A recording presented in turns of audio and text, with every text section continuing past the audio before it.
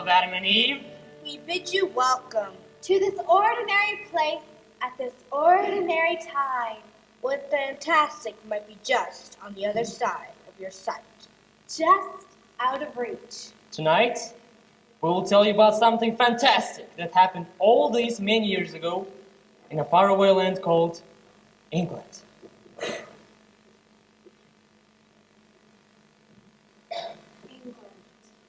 It was a land fighting for survival, suffering under the constant air raids of the enemy.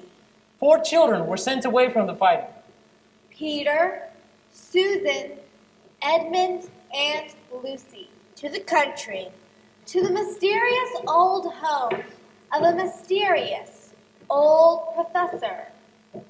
To a place where they would be safe. Children, have an all day go.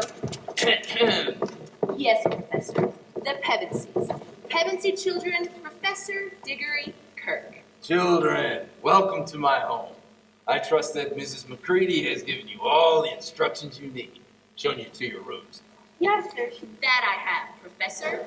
And I told them several times we often get visitors interested in looking the house over because of its historical significance.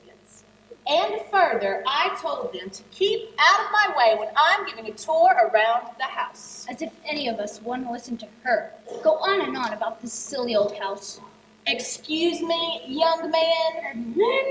And I said you must know quite a bit about this lovely old house, Mrs. McCready. It's McCready. Well, now that's settled. Children, you must be exhausted from your long journey. How about you go get settled in your rooms and then come join me for some supper? Yes, All right. Oh, and Mrs. McCready.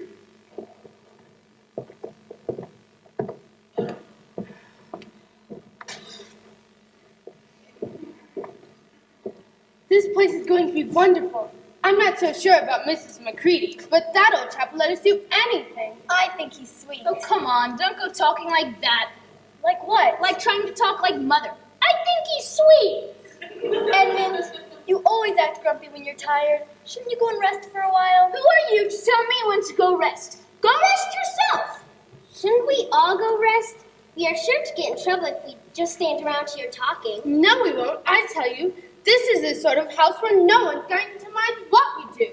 At any rate, they can't hear us. The house is too big. What was that noise? It's only a bird. Silly. It's an owl. This is going to be a wonderful place for birds. I have an idea. Let's go and explore. You might find anything in a place like this.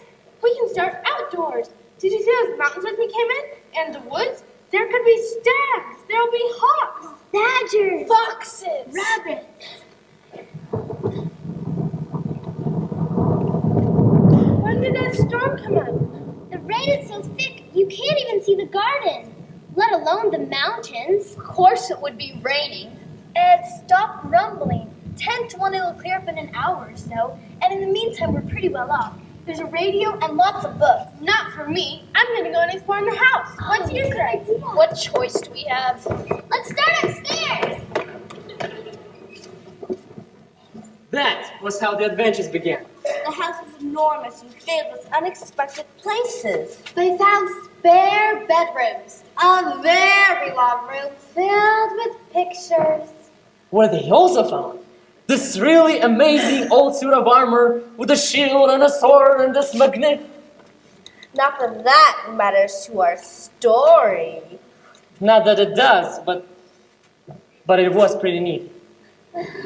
What does matter was the room that was quite empty. Empty?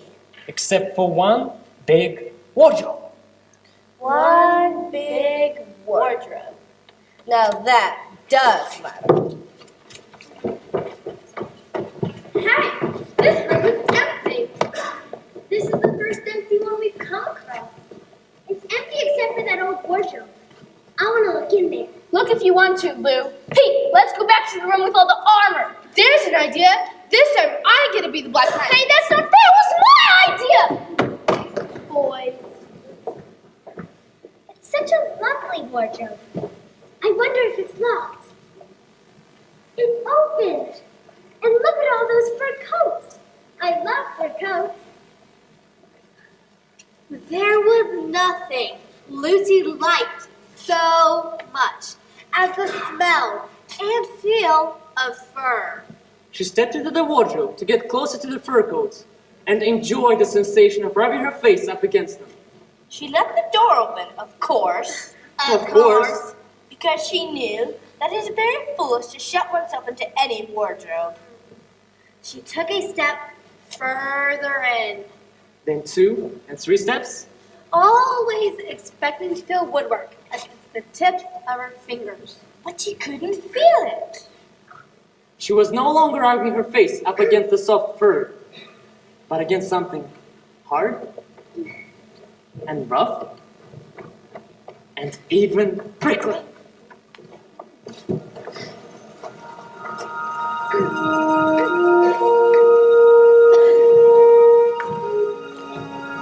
Then she saw a light ahead of her, not a few inches away, where the back of the wardrobe should have been, but a long way off. Something cold and soft was falling on Lucy. A moment later, she found that she was standing in the middle of a wood at nighttime.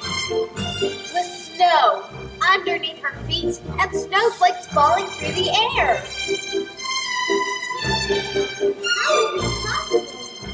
I'm in the middle of the wood. I'm in the middle of winter. And this lamppost. Why is there a lamppost in the middle of the wood?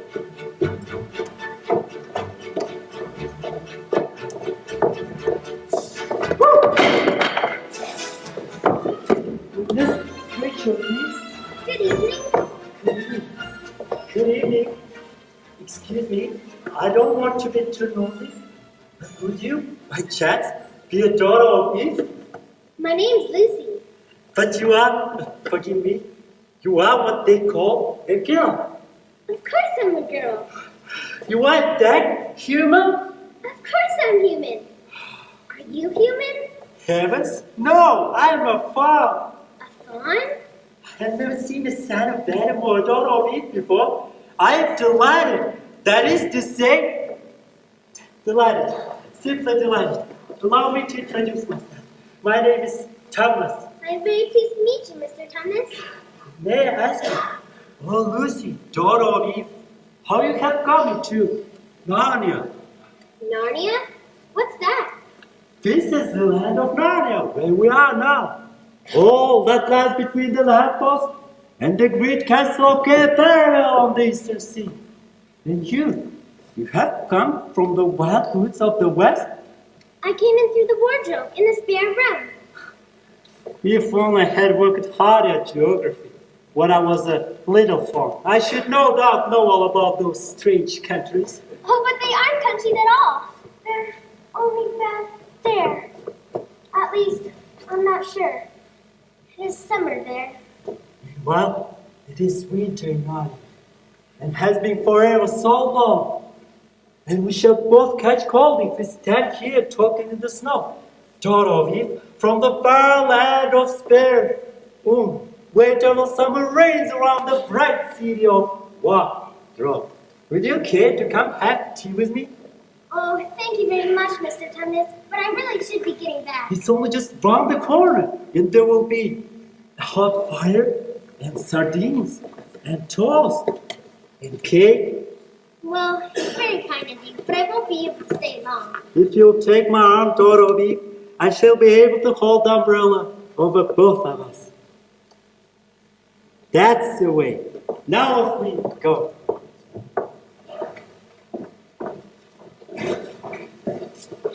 And so, Lucy found herself walking arm in arm with a strange creature, just as if they had known each other all their lives. As they entered Mr. Thomas's house, which was located inside a cave, Lucy thought she had never been in a nicer place.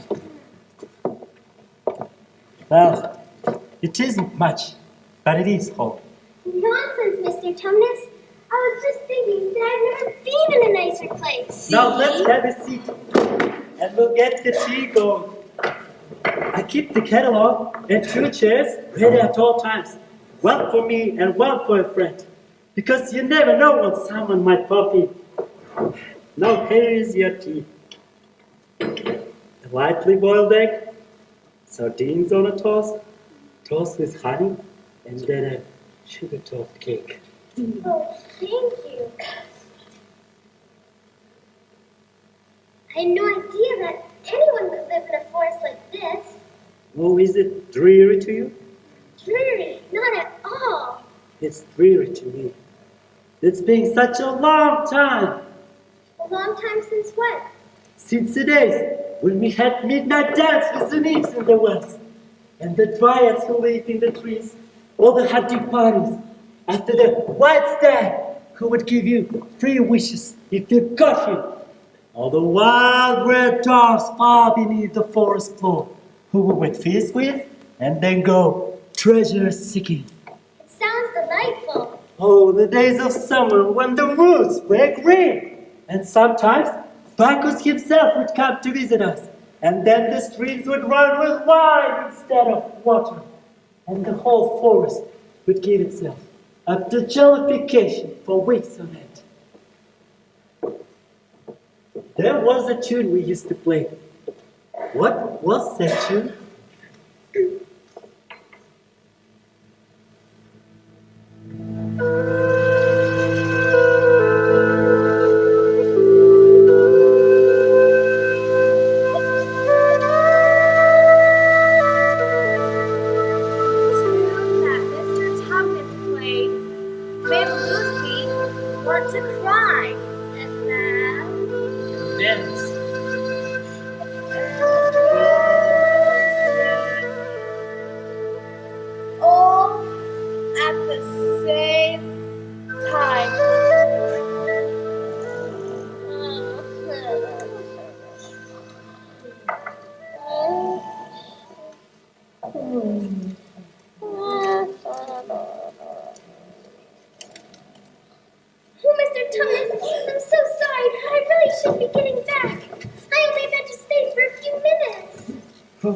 It's no good now, you know. No good. No good? What do you mean? I've got to go home at once. Mr. Thomas, whatever is the matter? Mr. Thomas, no! What is the matter? Mr. Thomas, do tell me what is wrong.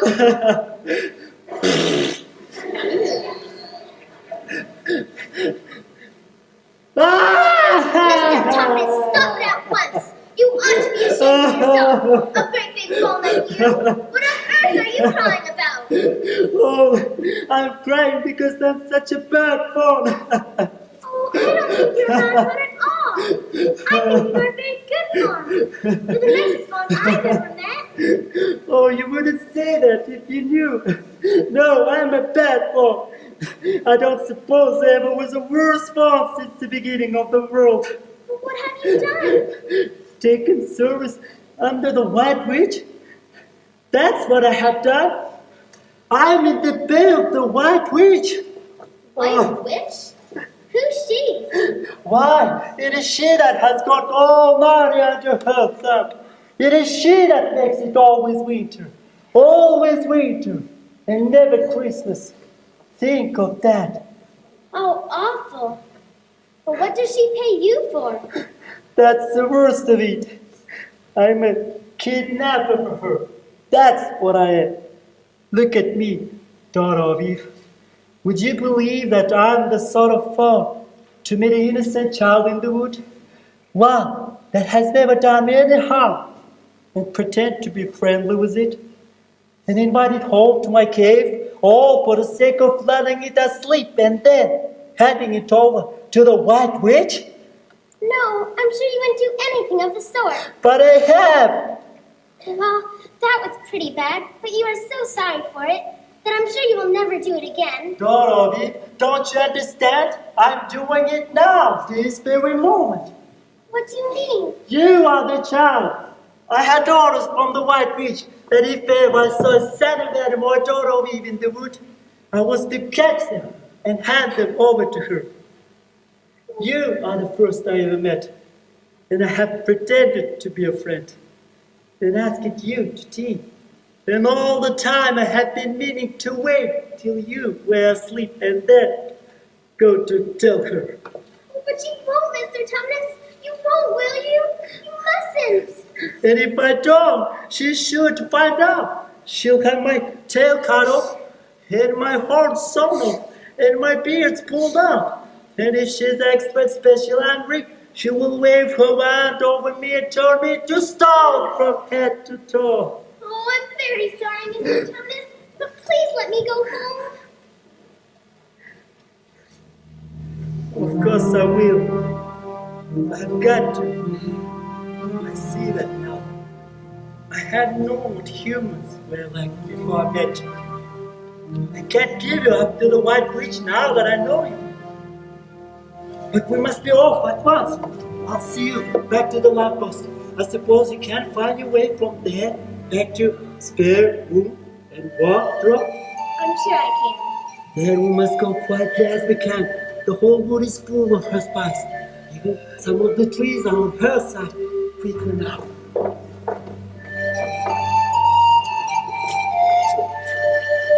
And the journey back was not at all like the journey to the Fawn's cave. They stole along as quickly and as quietly as they could. Here is the lamppost. You know your way from Dorothy. Yes, I can see the wardrobe door through the trees. Then be off home as quick as you can. And can you ever forgive me for what I meant to do? Yes, of course. And I do have your hand. Don't give it another thought. Farewell, Dorothy. Perhaps I may keep the handkerchief. Yes, of course. Goodbye.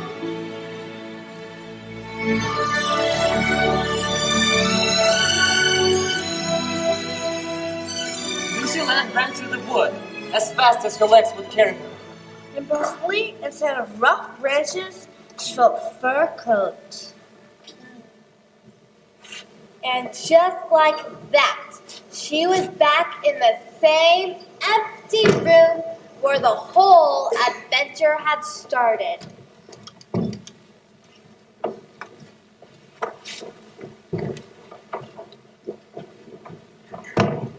I'm back. I need to find the others. I'm here! I'm alright! Keep your voice down, Lucy. But I'm back! Lucy, what on earth are you yelling about? Haven't you all been wondering where I was? You've been hiding, have you? Poor Lou, hiding and nobody noticed. You'll have to hide longer than that if you want people to start looking for you. But I've been away for hours and hours.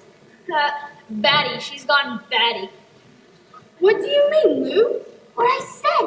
It was just before dinner when I went into the wardrobe, and I've had tea, and all sorts of things have happened. Don't be silly, Lucy. We just left this room a moment ago. And you were here then. She's not being silly at all. She's just making up a story for fun. Aren't you, Lou? And why shouldn't she? No, Peter, I'm not. It's a magic wardrobe. There's a forest inside it, and it's snowing, and there's a fawn, and a witch, and it's called Narnia. Come in and see. Now, go in and see for yourselves. What, you old goose? It's just an ordinary wardrobe. Look, there's the back of it. A jolly good hoax, Lou. I must admit, I half believed you. But it wasn't a hoax at all. Really and truly, it was all different a moment ago. Honestly, it was. I promise. That's going a bit far, Lucy. You've had your joke. Hadn't you better drop it now? But it was real. It was. Lucy could have easily reconciled with others by simply saying that the whole story was just made up for fun. But Lucy was a very honest girl, and she knew that she really was in the right. But Edmund could be quite spiteful. Lucy, I don't know why those others didn't believe you. Really, Edmund? Sure, I just found a new country myself in the kitchen cupboards. Oh, There are Edmund! dancing teacups and also waltzing sugar spoons. Kids. And so it went until the next rain. That day, when there was no sign of the weather clearing, the children decided to play hide and seek. Susan was it, and as soon as the others scattered to hide, Lucy went to the room where the wardrobe was. She didn't mean to hide in the wardrobe, though. She knew that it only set the others talking again. Feels like Narnia and Mr. Tumnus were all just a dream. Maybe I should take a quick look inside to settle it all, and then I'll go hide somewhere else. Lucy, where did you run off to?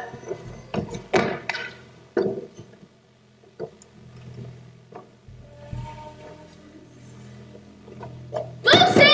Ha! It's me, Edmund. I saw you going there, Lucy. Ha ha. Hey, Lucy, how about if I get in and close the door? Or that throw your magical country into darkness? Forgetting how foolish it is to shut oneself into the wardrobe. Edmund immediately began feeling around for Lucy in the dark.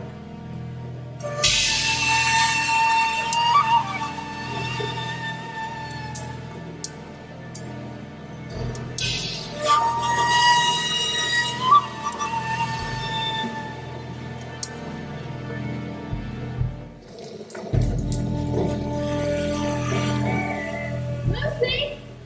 Where are you? I can't find you. Lucy? Even if I can't see you, I can still find you. He expected to find her in a few seconds and was surprised when she did not. He decided to open the door and let in some light, but he couldn't find the door either. This is a lot of work. Lucy? Where are you? Lucy? Right, this didn't open by itself.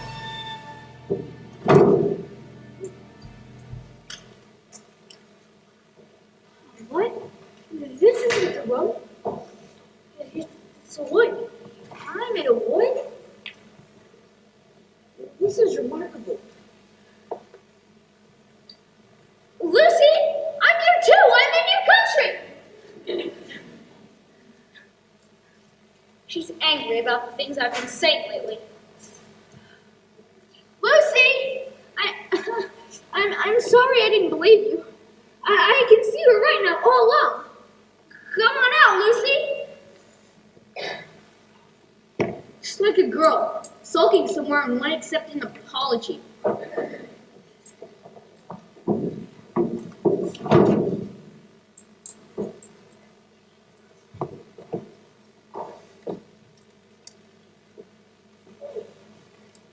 What?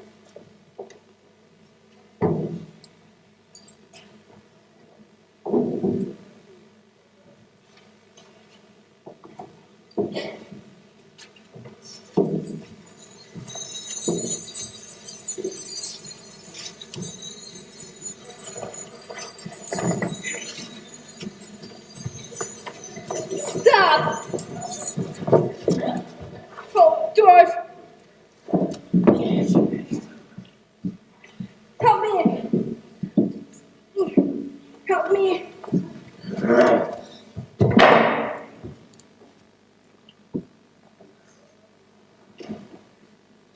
Oh, help me, George! Yes, Your Majesty. Your hand!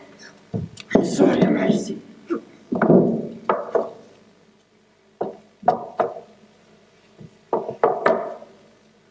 What, pray, are you? My name's Edmund. Was that how you address a queen? I'm sorry, Your Majesty. I didn't know. Not know the Queen of Narnia. Huh. You shall know us hereafter. But I repeat, what are you? Please, Your Majesty, I don't know what you mean. What are you? Are you a great overgrown dwarf? that has cut his beard. No, Your Majesty, I never had a beard. I'm a boy. A boy? Do you mean you're a son of Adam? You're an idiot, whatever else you may be.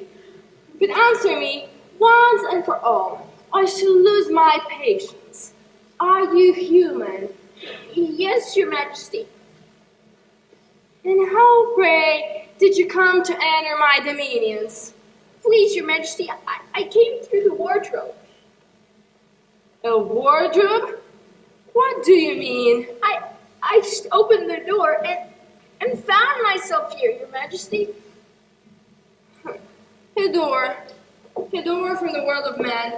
I have heard of such things, but this could destroy everything I've done. But oh, Queen, he's only one, and he's easily dealt with.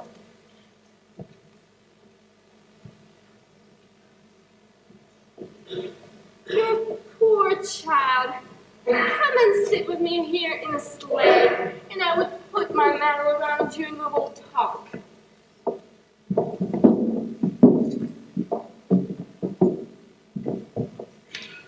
Perhaps something hot to drink? Would you like that? Yes, please, Your Majesty.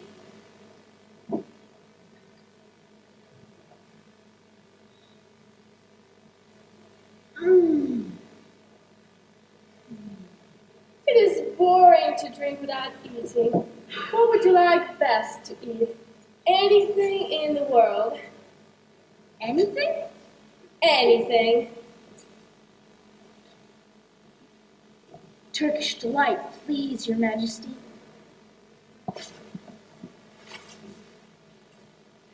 While he was eating, the queen kept asking Edmund questions. At first, he tried to remember that it is rude to speak with one's mouth full.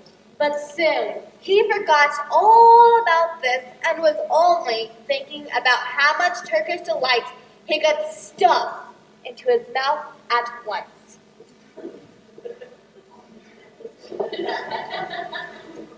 So, you have one brother and two sisters. Ruff. And one of your sisters has been to Narnia already and met it fun here. Uh-huh. Are you sure there are just 4 of you? 2 sons of Adam and 2 daughters of Eve. Neither more nor less. Look, I told you that before.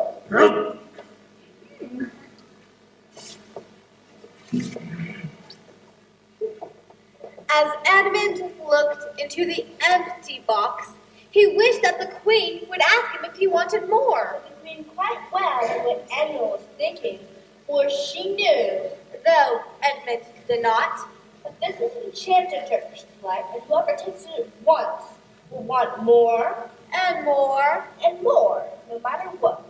But she didn't offer him any more. Son of Adam, I should so much like to see your brother and your 2 sisters.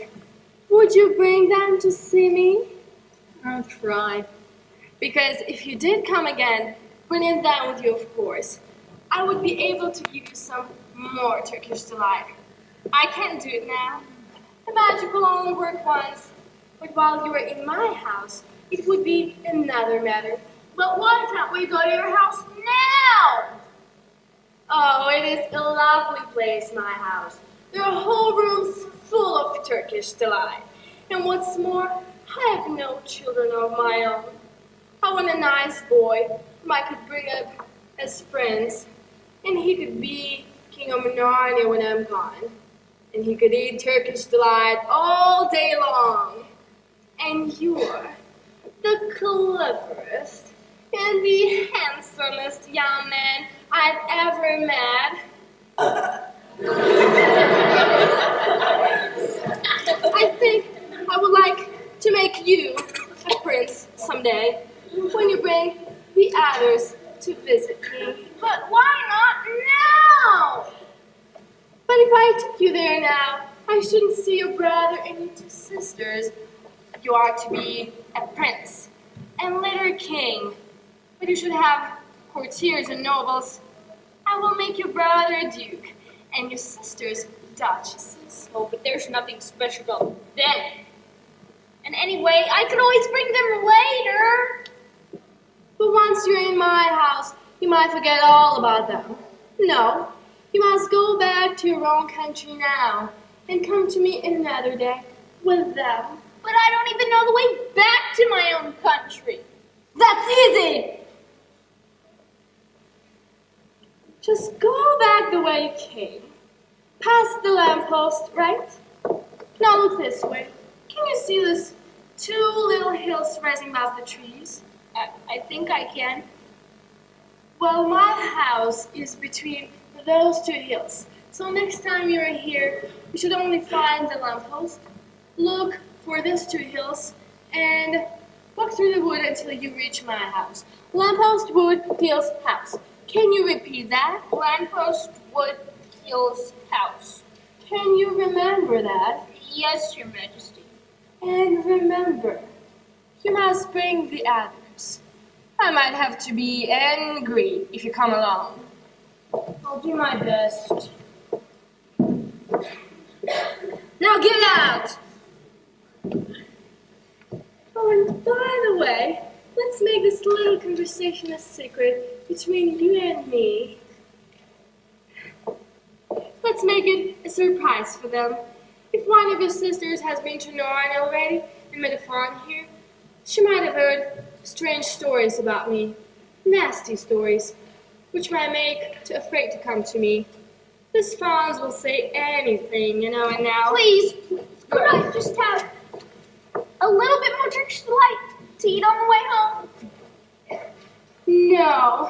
No, you must wait until next time. Dorf. Next time. Drive on. Next time. Don't forget. Come soon.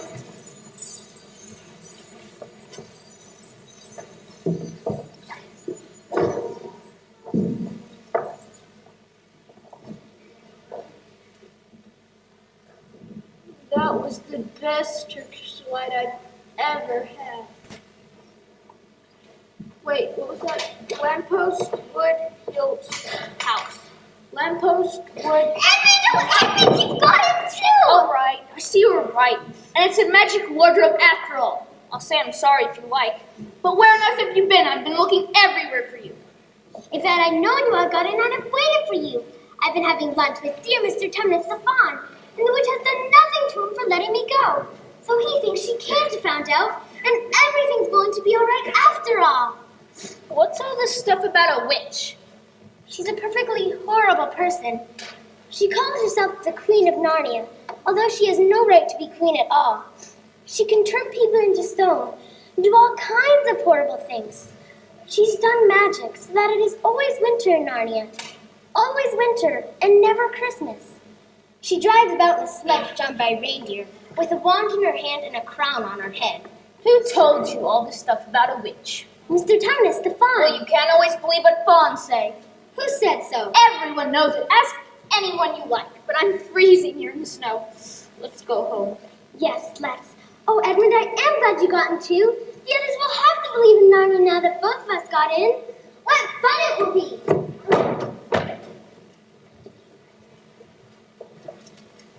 But Edmund secretly thought to himself it would not be as much fun for him as it was for her.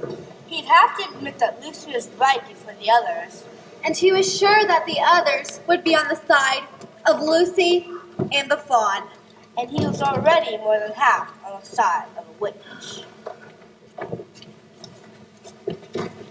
Come on, Edmund! Edmund, you look awful. Don't you feel well? I'm all right.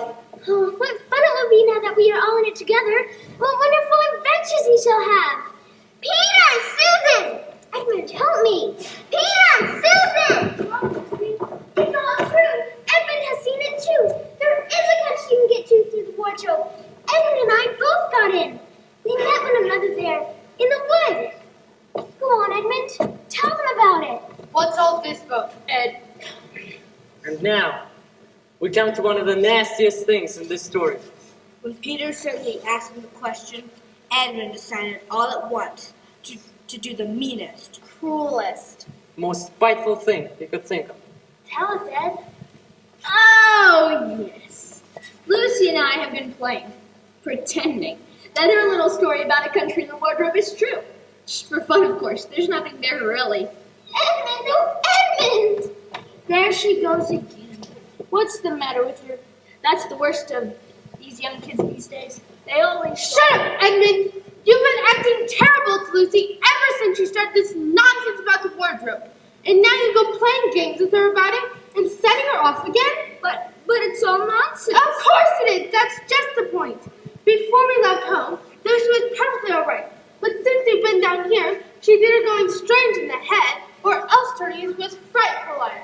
Whichever it is, what good do you think you'll do by jeering and nagging at her one day and encouraging her the next? But I thought... You didn't think at all. It's just spite. You always like blowing people's more than yourself. Wait, please stop it. You two fighting won't make things any better. Now, let's go talk to Lucy.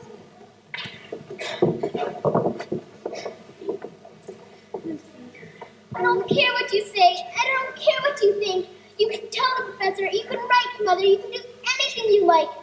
I know I've met a fun in there, and you were all beasts. Beasts! Lucy, wait. No, Susan. I think we should go and tell the whole thing to the professor. If he thinks there's something wrong with Lucy, then he'll write to Mother and Father. Do you really think we should? I don't think we should. Yes, we should. Come on, Susan. The professor will know what to do.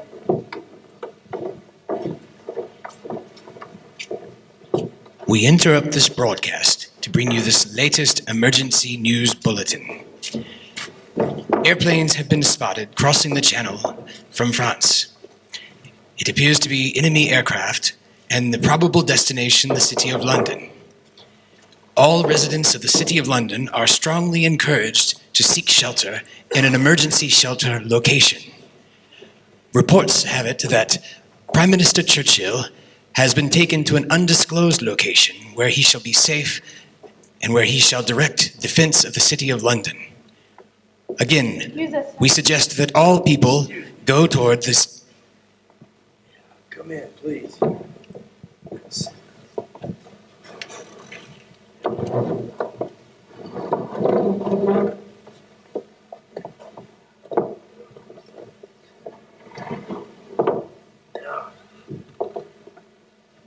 What can I do for you? Well, sir, we're concerned about our sister, Lucy. The professor sat listening to them with the tips of his fingers pressed together And never interrupting. until they had finished the whole story. After that, he said nothing for quite a long time.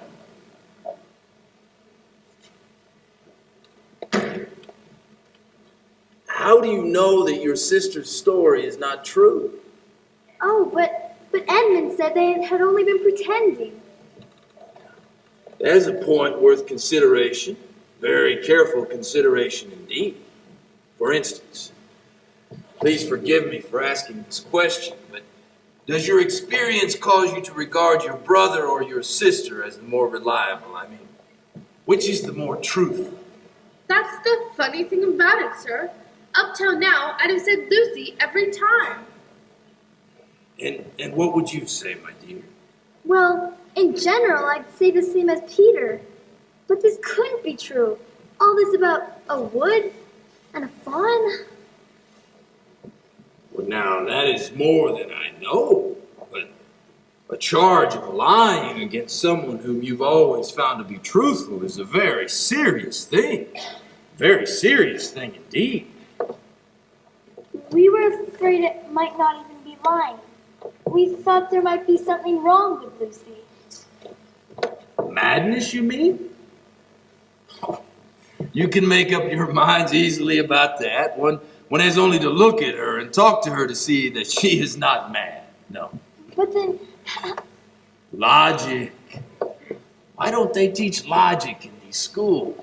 You see, children, there are only three possibilities. Either your sister is telling lies, or she is mad, or she is telling the truth. Now, you know she doesn't tell lies. It is obvious that she is not mad, and so for the moment, and unless any further evidence turns up, we must assume that she is telling the truth. But how could it be true, sir? Why do you say that? Well, for one thing, if it was real, why doesn't everyone from this country every time they go into the wardrobe? I mean, there's nothing there when we looked. Even Lucy didn't pretend there was. And what has that to do with it? Well, if things are real, they're there all the time. Are they? But there was no time. Lucy didn't have time to go anywhere, even if there was such a place. She came running after us the very moment we left the room. It was less than a minute, and she pretended to have been away for hours.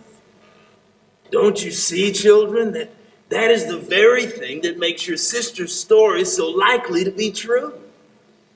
If there really is a door in this house that leads to some other world, then I, for one, should not be at all surprised to find that other world has a separate time of its own, so that however long you stayed there, it would never take up any of our time here.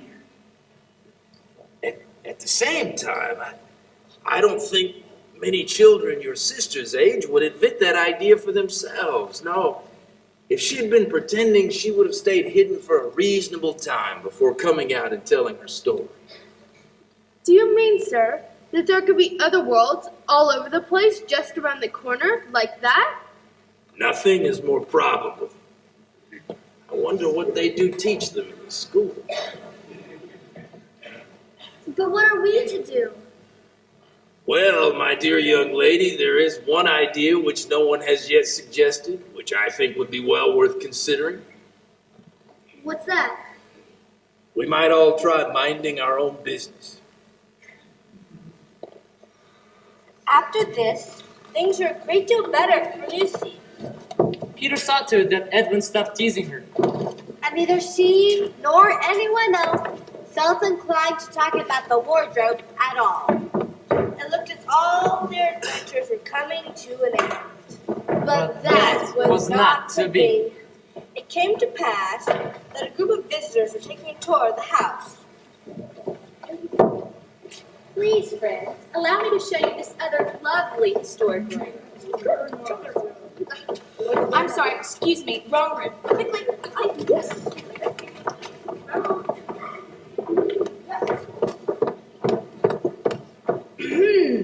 I specifically told you children to keep out of my way when I'm giving a tour of the house.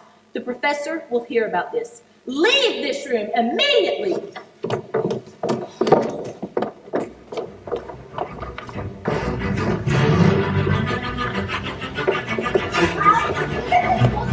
Out of this room!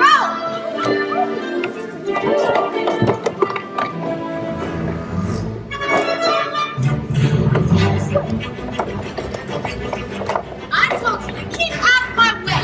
Leave this room.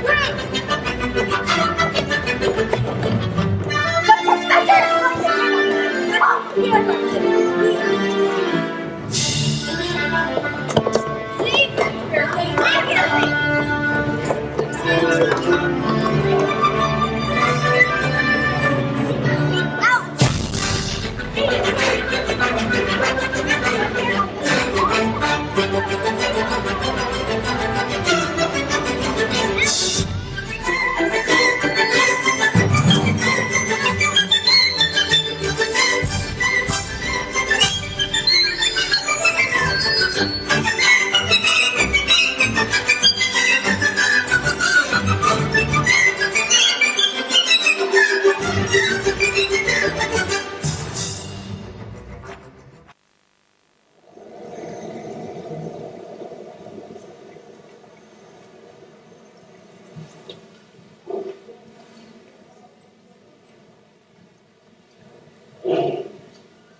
All four of them sat there panting in the dark. Peter had the door closed but didn't shut it. For he remembered that you should never shut yourself up in any wardrobe. I wish this country would hurry up and take all those people away. And what a horrible cramp, and what a filthy smell of mothballs. There's something sticking into my back, and isn't it cold? Now that you mention it, it is cold. And where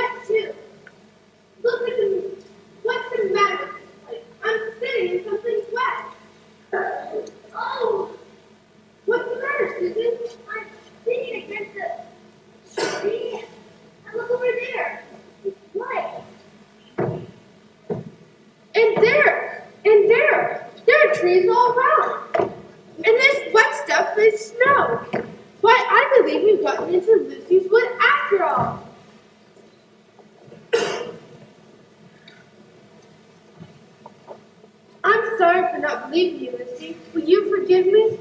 Of course. I'm sorry too, Lucy. It's all right. What? What do we do now? Do? Why, go and explore the wood, of course. It's pretty cold. What about putting on some of these coats? They're not ours. I'm sure nobody would mind. And it's not as if we'll take them out of the house. We won't even be taking them out of the wardrobe. I hadn't thought of that. Good thinking, Susan. Coats on, everyone.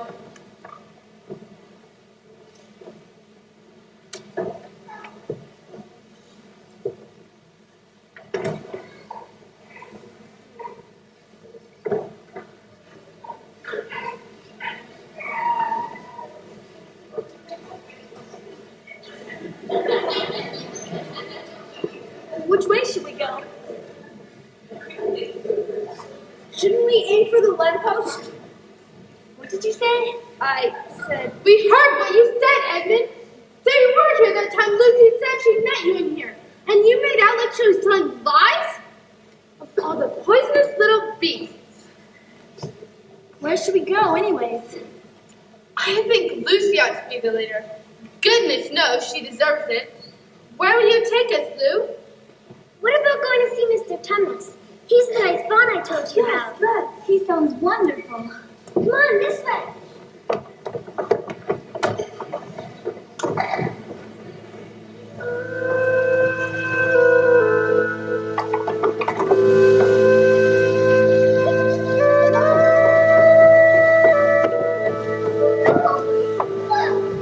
What happens here?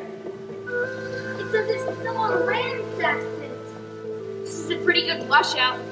Not much good in coming here. What's this? What does it say? The former occupant of these premises, the Fawn Tumnus, is under arrest and awaiting his trial on charge of high treason against your Imperial Majesty. Also accompanying Your Majesty's enemies, harboring spies, and fraternizing with humans. Signed, Malcolm, Captain of the Secret Police. Long live the Queen. I don't think I'm gonna like this place after all. Who is this Queen anyway, Lucy? Do you know anything about her? She isn't a real queen at all. She's a horrible witch, the White Witch. Everyone, all the wood people, hate her. She's made an enchantment over the whole country so that it is always winter here and never Christmas. I wonder if there's any point in going on. I mean, it doesn't seem particularly safe, and it doesn't look as if we'll have much fun either. What about just going home? But we can't, don't you see? It's all on my account that Mr. Tumnus got into all this trouble. He hid me from the witch and showed me the way back. That's what it meant by comforting the Queen's enemies and fraternizing with humans. We must try and rescue him. A lot good we could do. We haven't anything to eat. Be quiet, Edmund. What do you think, Susan? I have a horrid feeling Lucy's right. I don't want to go a step further, and I wish we'd never come. But we must do something for Mr. whatever his name is. I mean, the fawn. That's what I think too. We have to go on. I think so too. Me too.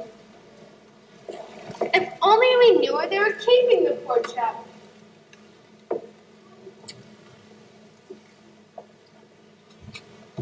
Look, there's something moving over there. What is it? Oh, there it goes again. It's a kind of animal. There it goes, hurry, look. It's just way behind that big tree. What is it? It's a beaver. I saw the tail.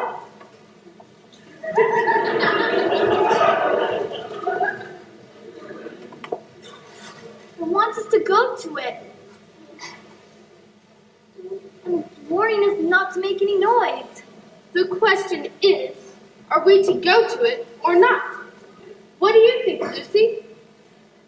I think it's a nice beaver. Yes, but how do we know? Don't we have to risk it? It's not much good just standing around here. Let's give it a try. Just keep close together. We ought to be a match for one beaver, if it turns out to be an enemy, that is.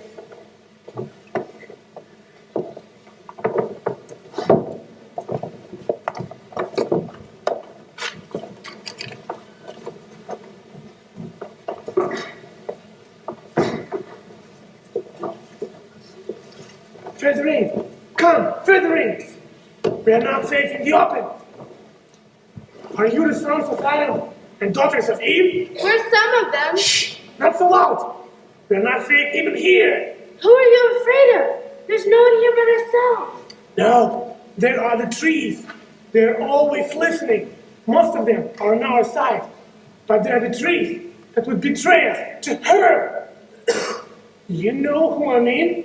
If it comes to talking about sides, how do we know you're a friend? Not meaning to be rude, Mr. Beaver, but you see, we're strangers. Quite right, quite right. Here is my token.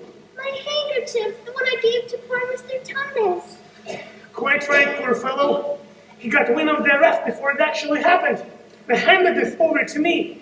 He said that if anything happened to him, I must meet you here and take you on to... They say Aslan is on the move. And now, a very peculiar thing happened. None of the children knew who Aslan was. But the moment Mr. Beaver had spoken the name, everyone felt quite different. As if something had jumped inside of them. Peter suddenly felt brave and adventurous. Susan felt as some delicious smell. A delightful strain of music had just floated by her. Lucy got the feeling when you wake up in the morning and realize that it is the beginning of the holidays. But Edmund felt a sensation of a mysterious horror. Aslan. Mr. Beaver, please do tell us what's happened to Mr. Thomas. Not here. I must bring you to a place where we can have a real talk. And also, dinner. Come, follow me. Quick. If you're not too high and mighty to talk to me, I've got something to say which you'd better listen to. What is it? Do you realize we're following a guy we know nothing about? How do we know the beaver is a friend? He could be leading us into a trap. That's a nasty idea. Still, a beaver? They're good animals in all the stories I've ever read. I'm sure a beaver wouldn't be on the wrong side. How do we know even which is the right side? How do we know that fawns are in the right and the queen is in the wrong? The fawn saved Lucy. He said he did. But how do we know? See, we don't know anything here. Not even the way back home from here. I hadn't thought of that. I didn't think so, big brother. Sons of Adam, come quickly, come.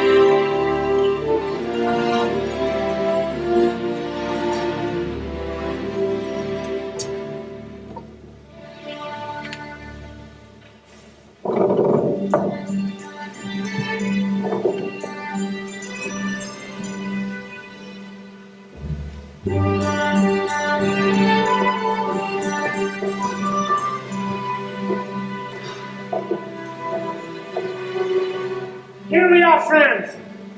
The Beaver's estate. It's a dam. What a lovely dam.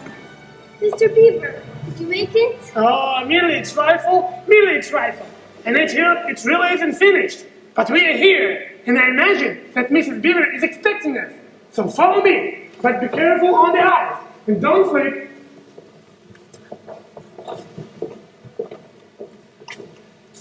Here we are, Mrs. Beaver. I found them. Here are the sons of Adam and daughters of Eve. Welcome! Welcome! You've come at last! At last! To think that ever I should live to see this day.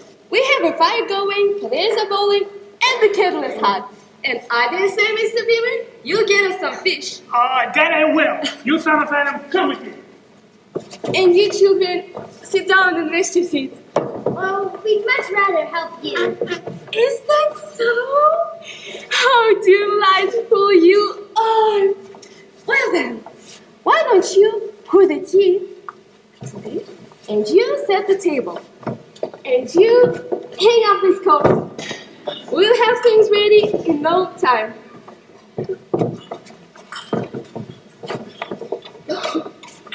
You have such a cozy home, Mrs. Beaver. Oh, sweet of you to say so, my dear. It's simple, but it's home.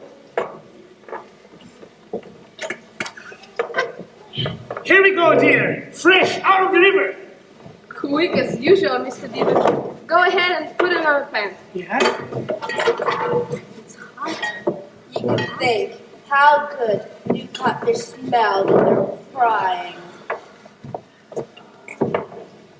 And how hungry the children were before Mrs. Beaver said, Now we're all ready to eat. Everyone, find a place. Let's eat. No! It is not our food.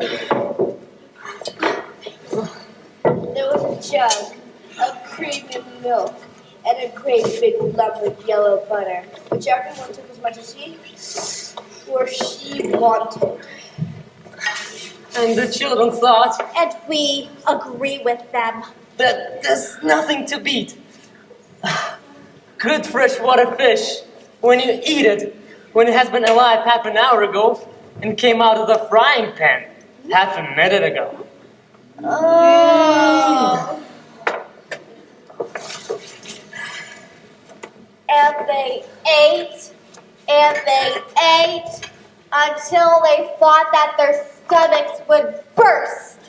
After the meal, they had a great and gloriously sticky marmalade roll and cups of hot tea. And after each person has got his Or her, or her cup of tea, each person leaned in his or her. or her chair and gave a long, long, long sigh of contentment.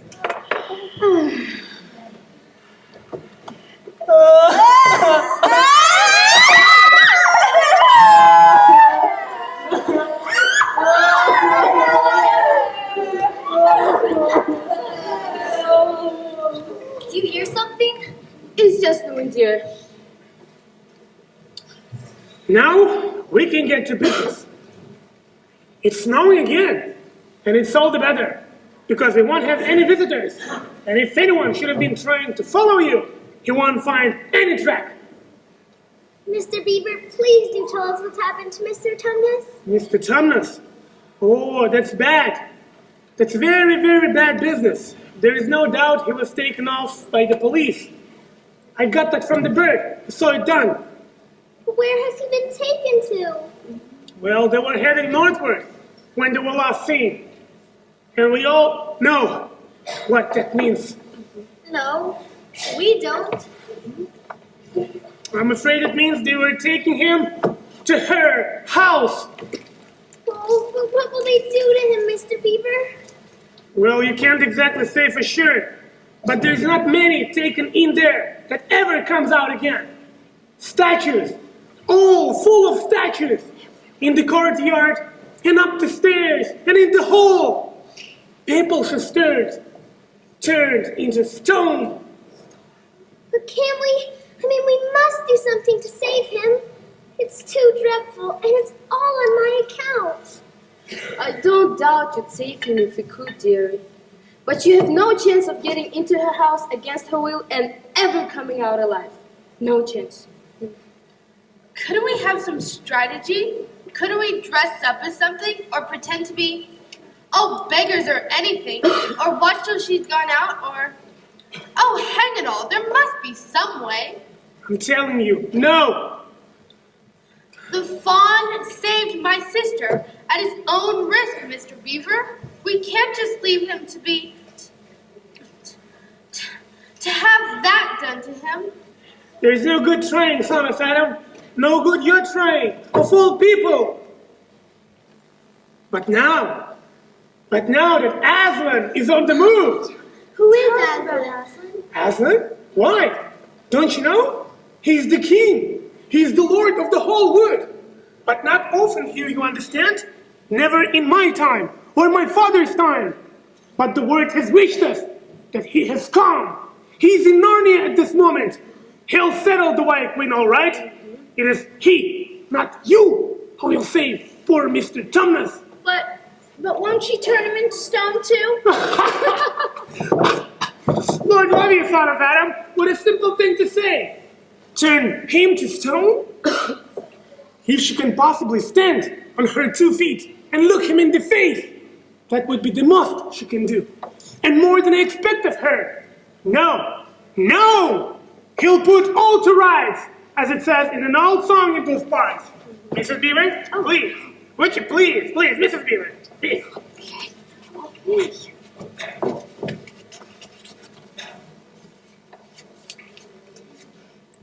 Wrong will be right when Aslan comes inside, and the sound of his roar, sorrows will be no more. When he bares his teeth, winter meets its death. When he shakes his mane, we shall have spring again. Oh, thank you, Mrs. Beaver, thank you. It was so nice. You will understand when you see him. But shall we see him? Why, daughter of Eve? That's what I brought you here for. I'm to lead you where you shall meet him. Is he a man? Aslan? A man? Certainly not. I tell you, he's the king. He's the lord of the whole wood and the son of the great emperor beyond the sea. Don't you know who is the king of all beasts? Is he a lion? Aslan is a lion. The great lion. Is he safe? I shall feel rather nervous about meeting a lion. Bet you will, dearie, and no mistake. If there's anyone who can appear before Aslan without their knees knocking, they're either braver than most, or else just silly. Then he isn't safe. Safe? Why, daughter of Eve? Don't you hear what Mrs. Beaver tells you? Who said anything about safe? Of course he isn't safe, but he's good. I tell you, he's the king. I'm longing to meet him, even if I do feel nervous when it comes to the point. And so you shall. The word has been sent that you are to meet him. Tomorrow, if you can, at the stone table. Stone table? Where's that? It's down the river, a good step from here. I'm to lead you. So finally, things must be drawing near the end now. He's come, and you've come. We've heard of Aslan coming into this place before, long ago. Nobody can say when, but there's never been any of your race here before. The witch is always on the lookout for real humans in Narnia. And if she knew there were 4 of you, she'd be more dangerous still. What does that have to do with it? Because of another prophecy. Down at Cape Perro, there are 4 thrones. And it's an old saying in Narnia in those days that when 2 sons of Adam and 2 daughters of Eve sit in those 4 thrones, then it will be the end not only of the White Witch's reign, but of her life. And that is why we had to be so cautious as we came along. For if she knew about you 4, then your lives wouldn't worth the shake of my whiskers. Speaking of Thor, where's Edmund? Who saw him last? Is he outside? Let's go look for him. Edmund! Edmund! Edmund! Edmund! Edmund, where are you? Edmund! Edmund! Oh, this is terrible. I wish we'd never come. What are we to do, Mr. Beaver? Do? We must be off at once. We don't have a moment to spare. We should split up into 4 search parties and all go in different directions. Whoever finds him first should report back here and tell Mr. Search parties, son of Adam? What for? To look for Edmund, of course. No! There is no point in looking for him. What do you mean? He can't be far off, and we've got to find him. The reason there is no point looking is that we already know where he's gone. Don't you understand? He's gone to her, to the White Witch. He has betrayed us all. Oh, surely. Oh, really? He can't have done that. Can he? Has he ever been in this country before? Has he ever been in this country alone? Yes, I'm afraid he has. Then mark my words. He has already met the White Witch and joined her side and been told where she lives. I didn't want to mention it before, he being your brother and all, but the moment I set eyes on that brother of yours, I said to myself, treacherous! He had the look of one who had been with the witch and eaten her food. He had the look of one who had the look who been in these Narnia places and with the witch. That is why I think that we need to find Aslan and save him. Now, follow me. We have to go and look for him. Witch or no witch, he is our brother, and he's only a kid. Go to the witch? Don't you see that the only chance to save him or yourselves is to keep away from her? No. What do you mean? Why? All she wants is to get all four of you. Once she's got all four of you, she'll have 4 new statues in her collection before you have time to speak. But she'll keep him alive while he's the only one she's got. She'll want to use him as a decoy, as bait, to catch the rest of you with. Oh, can no one help us? We must go on and meet Aslan. It is our only chance now. She is liable to be here soon. We have not a moment to lose. Let's go, kids. Let's go. Let's go. Let's go.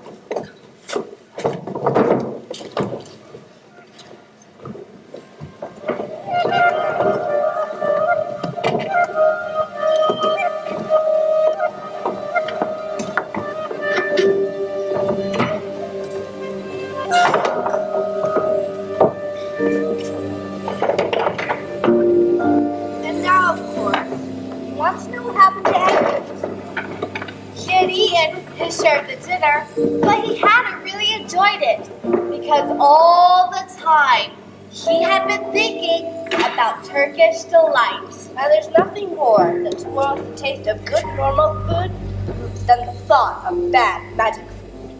He had listened until Mr. Beaver told him all about Aslan, and until he had heard about the meeting at the stone table.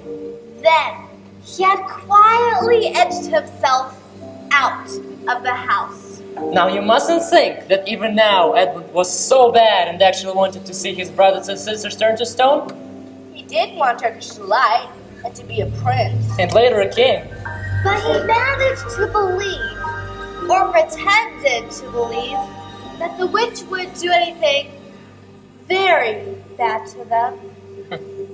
But deep down inside he knew that the White Witch was just as bad and cruel as everyone said.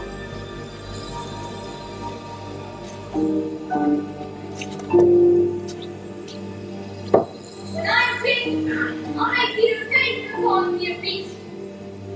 Get up!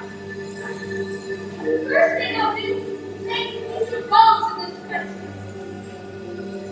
Oh, it's so cold! Foolish me on my road. There you are. I can go back now, girl. Oh, I hope you can talk.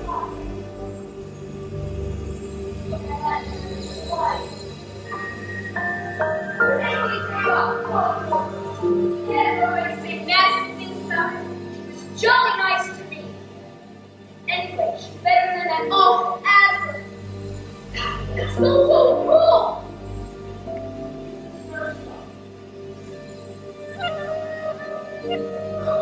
This is all Peter's fault. If he hadn't been so unkind to me, I might have stayed with Peter. So when I'm king, he'll see. He'll see.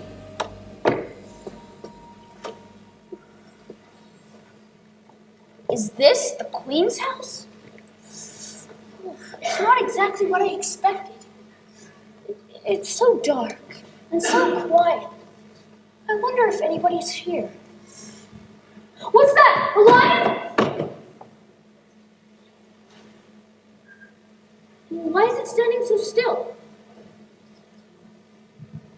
Didn't the beaver say something about the queen turning people into stone? Perhaps this is only a stone lion.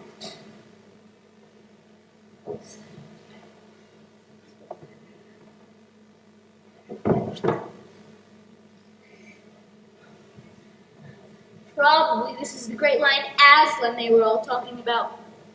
She's caught him already and turned him into stone. So that's the end of all their fine ideas about him. Yeah, silly old Aslan. But how do you like being turned into stone? Thought yourself mighty fine, didn't you? Ha! Yeah.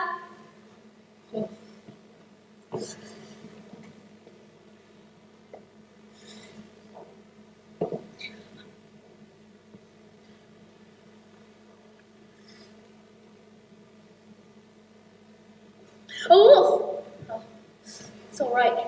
It's only a stone wolf. Can't hurt me.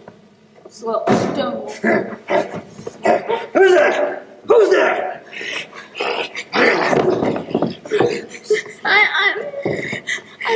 I'm. Tell me who you are. I'm the son of Adam that Her Majesty met in the wood the other day, and I've come to tell her that my brothers and sisters are now in Narnia, quite close at the beavers. Very well. I will tell Her Majesty. You will stand still under the pressure to prepare your life.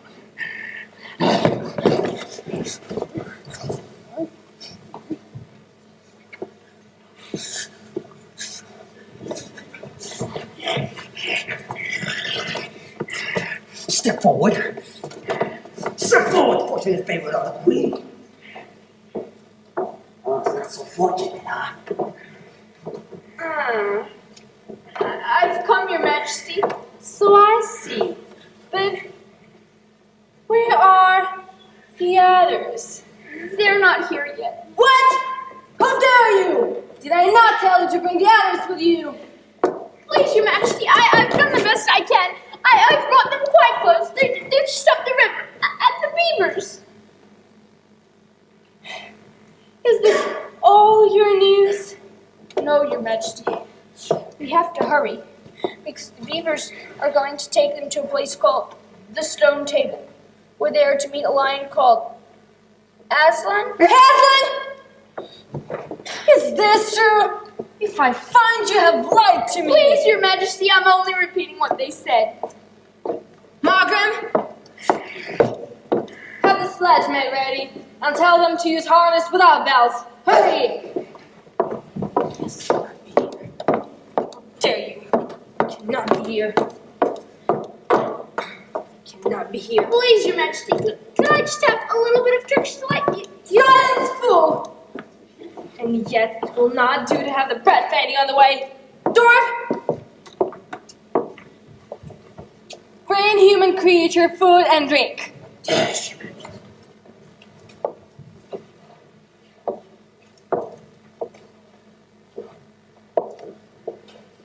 Turkish delightful little prince. Take it away! I don't want dry bread! You may be glad enough of it before you taste bread again.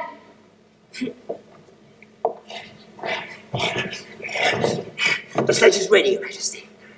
Very well. Markham, take the swiftest of your wolves and go at once to the house of beavers and kill whatever you find there. If they're already gone, then make all your speed to the stone table, but do not be seen. Wait for me there in hiding. I must go many miles to the west before I find a place where I can drive across the river. You may overtake these humans before they reach the stone table. You will know what to do if you find them. Come, rat! Ah! Ah! Ah! Ah! Ah! And now we must return to the beavers, Peter, Susan, and Lucy. Mrs. Beaver wisely packed a load of food for each of them to take on their journey. They wouldn't get to the stone table ahead of the witch since they were on foot and she was on a sledge. And so, Mr. Beaver led them on a very rough sort of path, down through the trees and right into the valley. They went on and on. And their packs getting heavier and heavier. And they began to wonder how they were going to keep at it. Then, after several hours of this, Mr. Beaver led them into a small cavern, nearly hidden in the bushes. Where are we? It's an old hiding place for beavers in bad times, but it's a great secret. And I think that we shall need a few hours of sleep. Everyone, get comfortable. Let's try to sleep. As they tried to settle down, Lucy thought to herself that it was not as nearly as nice a cave as Mr. Thomas's. Just a hole in the ground, but dry and earthy. Lying all together like that, in the small hole, they were really rather snug. But still...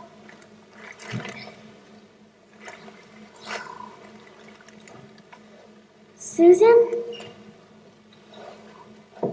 Yes, Lucy? I just can't sleep. My mind is jumping around so and won't let me. I know. Me too. Now, children. I'll present you with something that will help quiet your minds down. And then, Mrs. Beaver handed around a little flask out of which everyone drank something. It made one cough and sputter and a bit stung the throat. But in the very end, it made everyone deliciously warm. And after taking a drink, Even though they were way down with troubles, they all fell fast asleep. With a vision of a magnificent lion dancing in their heads.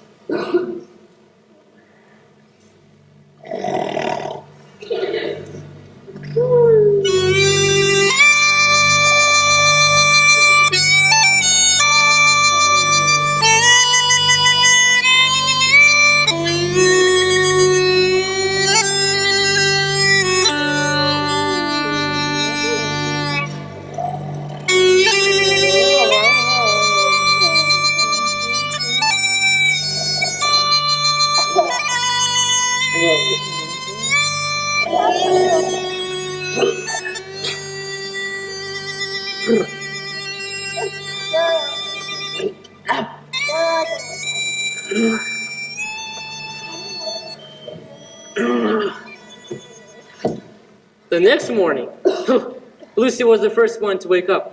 it took her a moment to realize where she was. And what she was doing there.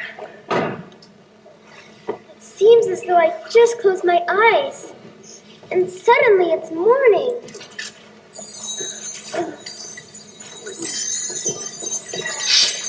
Stop there! Everyone stay put and keep quiet! No! Stand up and sit still. But he'll be caught. Don't worry for him. Let's just sit still and quiet and wait until Mr. Beaver returns. Oh no, he's been seen! She's caught him!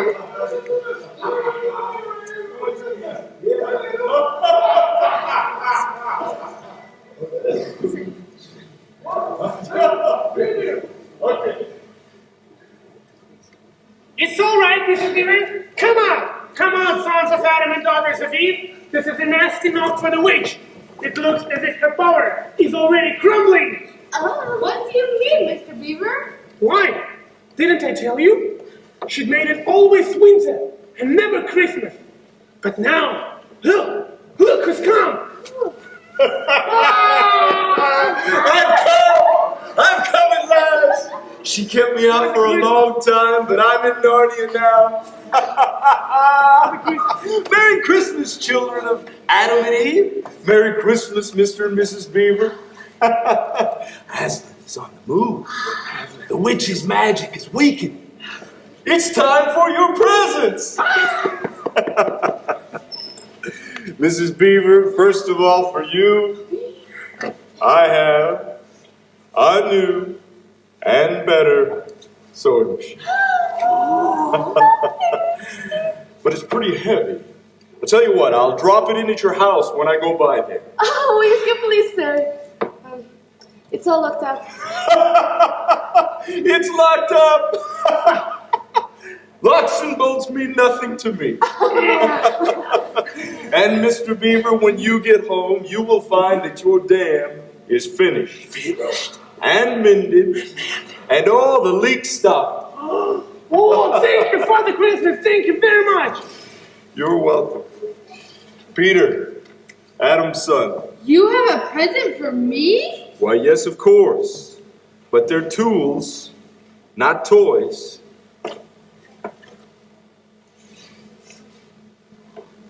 Perhaps the time to use them is near at hand.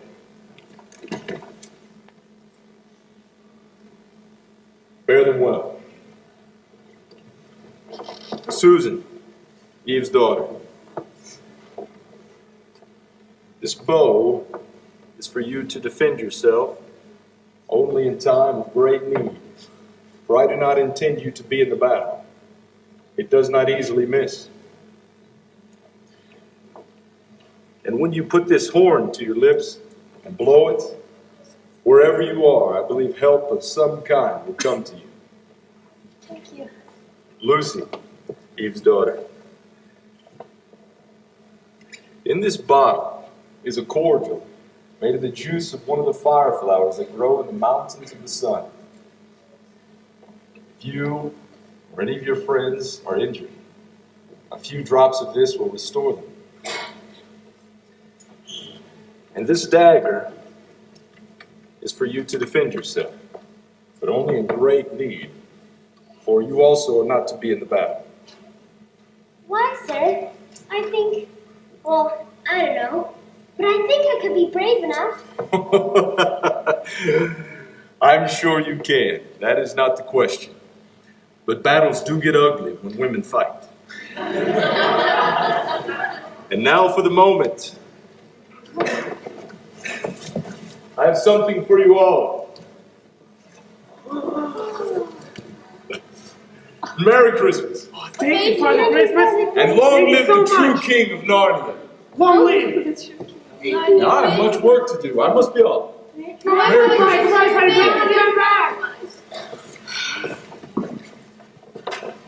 Do you see my sword, Mr. Beaver? Isn't it magnificent? Oh, it's beautiful. It's so sharp. It's magnificent.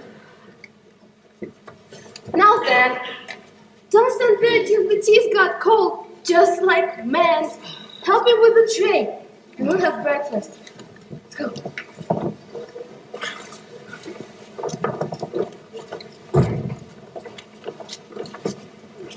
Meanwhile, the dwarf had whipped up the reindeer, and he, Edmund, and the witch had driven through the dark, cold night.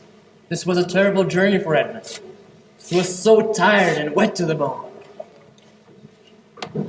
It didn't look now as if the witch intended to make him a king. The only way to try to comfort himself was to try to believe that the whole thing was a dream and that he might wake up at any moment. They continued on and on until at last...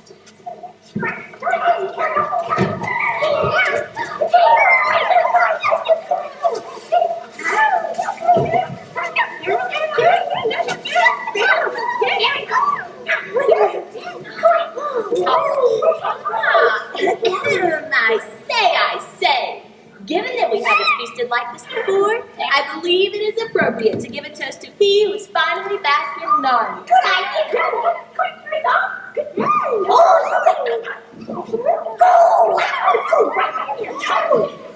Tasty.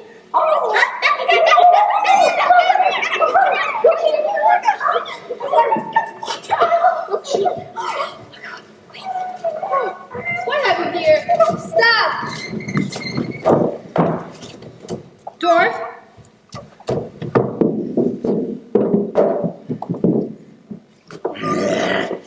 What is the meaning of this? Speak, vermin!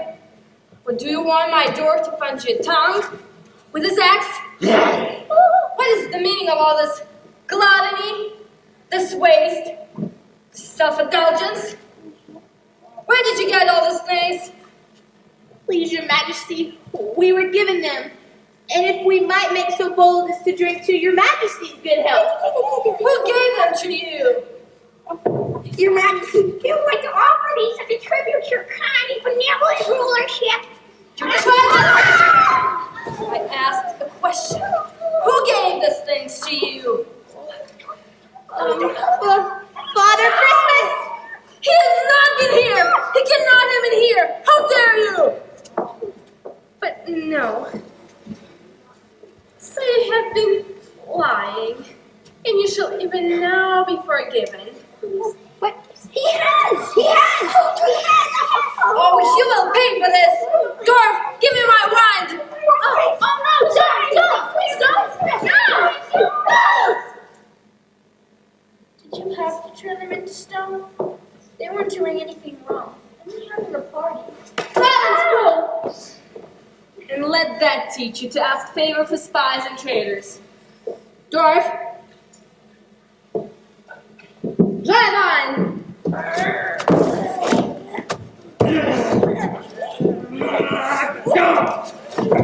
What is happening? It's the snow, Your Majesty. It's melting and it's getting wetter. Melting? It can't be. Your reindeer are getting lazy. Drive them, I say. Drive them. Don't sit staring, fool. Get out and help. Oh, Queen. This is no good. We can't sledge in this storm. Then we must walk.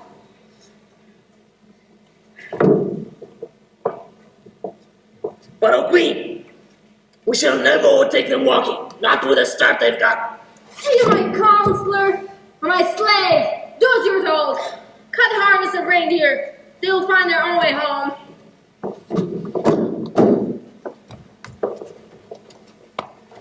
And tie the hands of human creature behind it. And keep hold of the end of the rope. Get over here. Every moment, the patches of green grew bigger, and the patches of snow grew smaller. And every moment, the trees shook off their robes of snow. Soon, wonderful things began to happen. Little yellow flowers, gold, purple, white. And suddenly, Edward heard something that took his breath away.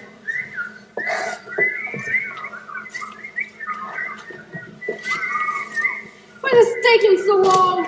We must go faster. Follow me. But, oh, Queen, this is no thaw. This is spring. Your winter has been ruined, I tell you. This is all Aslan's doing. If either of you mention this name again, you shall instantly be killed. Follow me, idiots.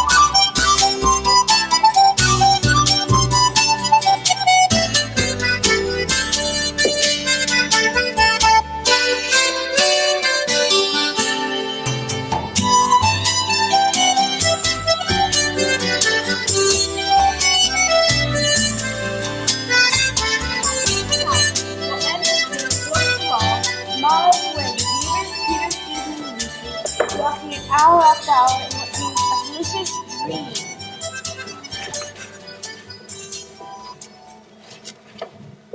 Not long now, children. Not long. What is that lovely smell? Oh, can it actually be spring flowers? There's no doubt about it. Spring is in the air. It must be getting warmer. When we stopped back in the meadow, we took off our coats and forgot to put them back on. So we did. And suddenly, they're at the top of a great hill. And in the distance, to the east, was something twinkling and moving. Look, the sea! And this must be the stone table. Ah, yeah, that it is.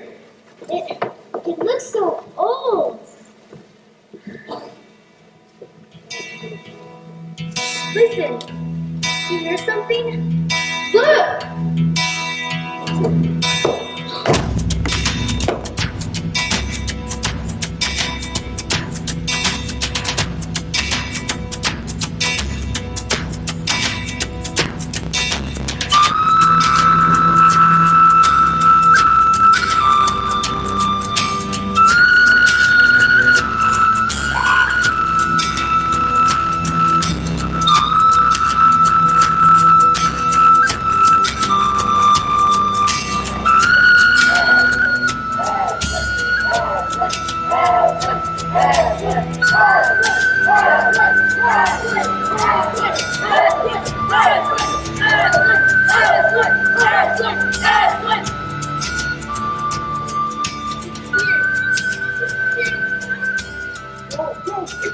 No, you first. Sons of Adam before animals. Susan, what about you? Ladies first. Pull yourselves together. He's waiting. Come on then.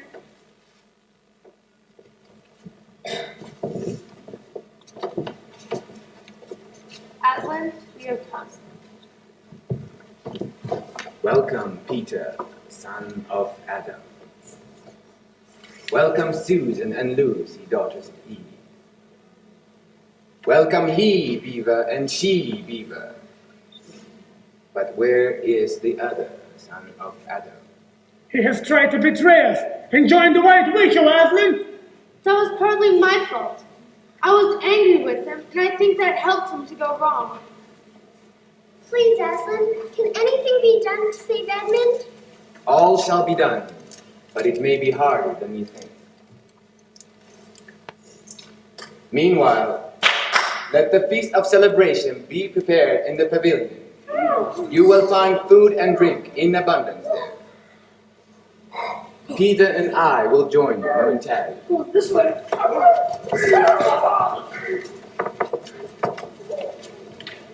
Son of Adam, Yes, Aslan? look far into the distance, where the land meets the sea.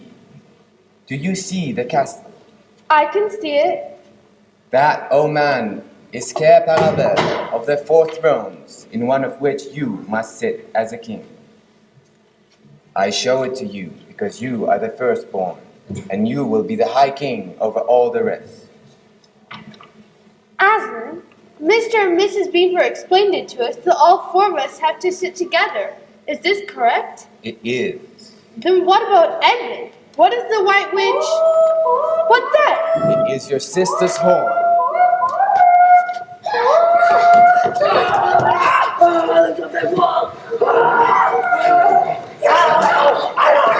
Back!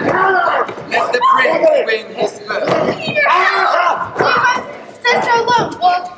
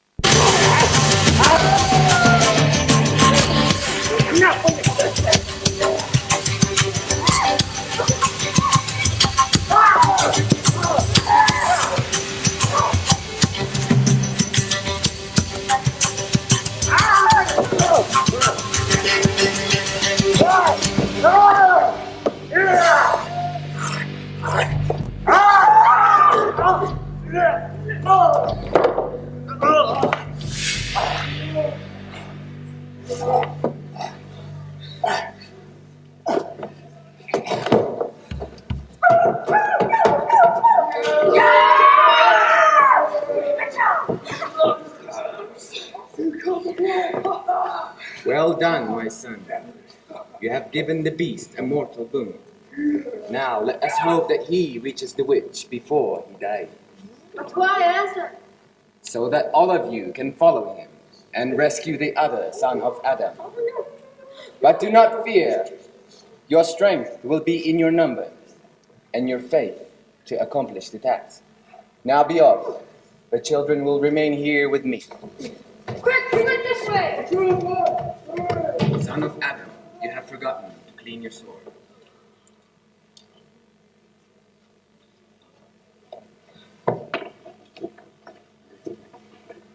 Now hand it to me and kneel.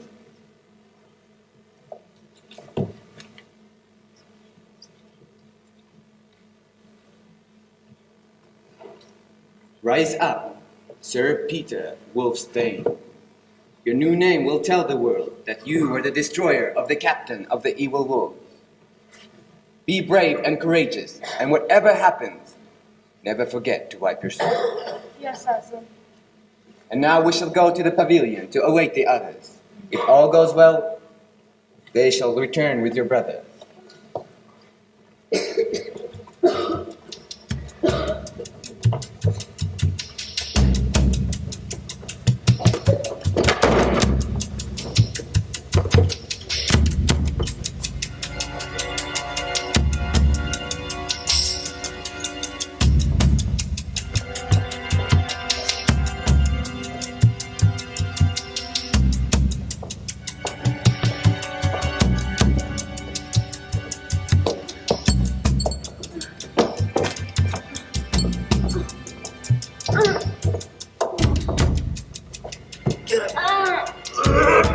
Go!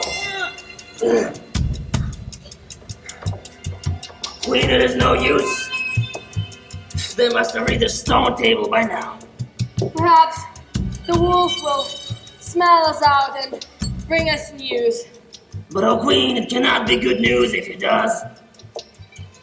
4 thrones at Cair Paravel. How if only 3 were filled? That will not fulfill the prophecy. But what good would that be now that he is here? He may not stay long, and then our army would destroy the 3 at Cair Paravel. And yet, it might be better to keep this one for bargaining with. Yes, and have him rescued.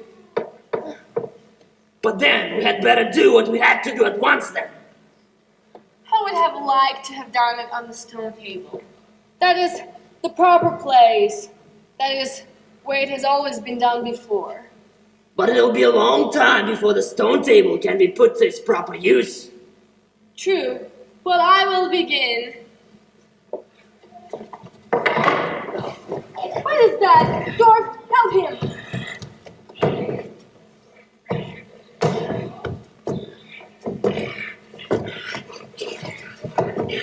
Your Majesty. Oh, Morgan, who has done this horrible thing to you? The other son of Adam. The bidding of us. No! Do not dare to speak his name! But he is here. He is here at the stone. Yes.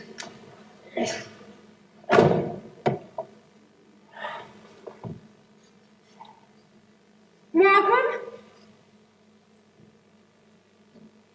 Margaret! They have slain him! But they shall not have that prophecy.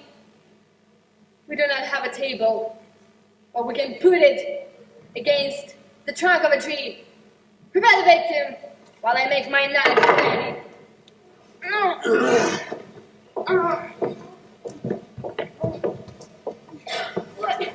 What are you doing? Shut up, you! This won't take long. What is that? It's the force of Aslan.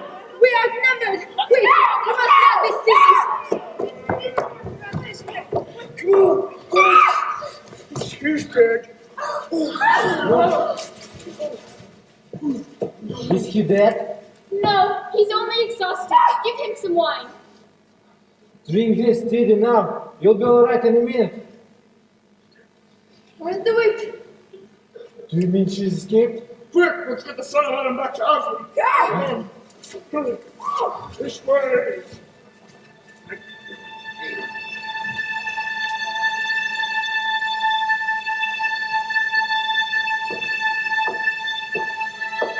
Well, my old address is Aslan.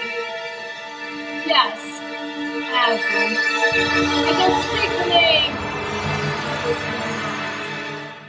The deep magic is on my side.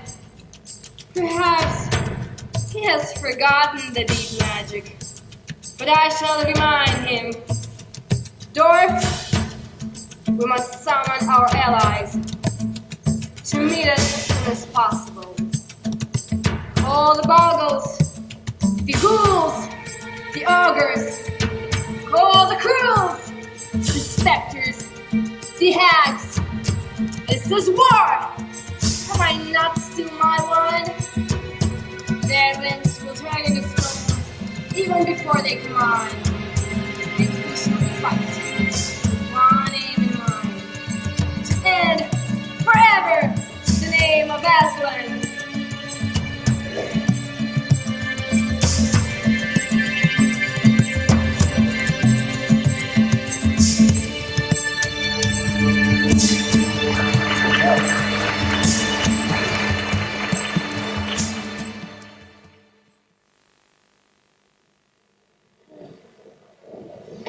When the children woke up the next morning, the first thing that they heard was that Edmund had been rescued and brought into the camp late the last night.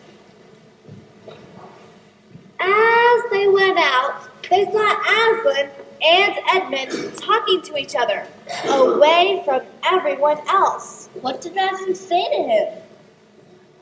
There is no need to tell, and no one else ever heard. But it was a conversation that Edmund never forgot.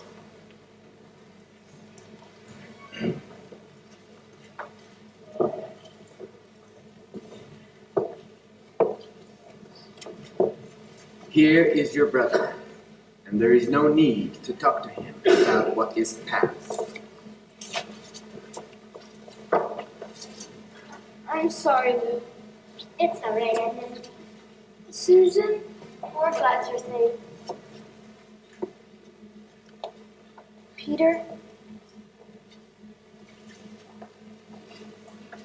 Welcome back, brother.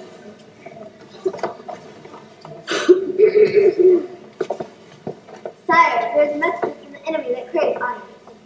Let him approach.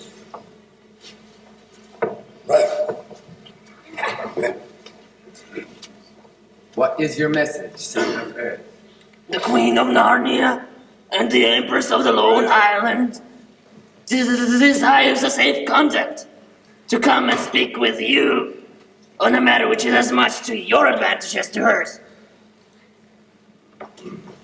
Queen of Narnia, indeed! Of all the nerve! Peace, Beaver.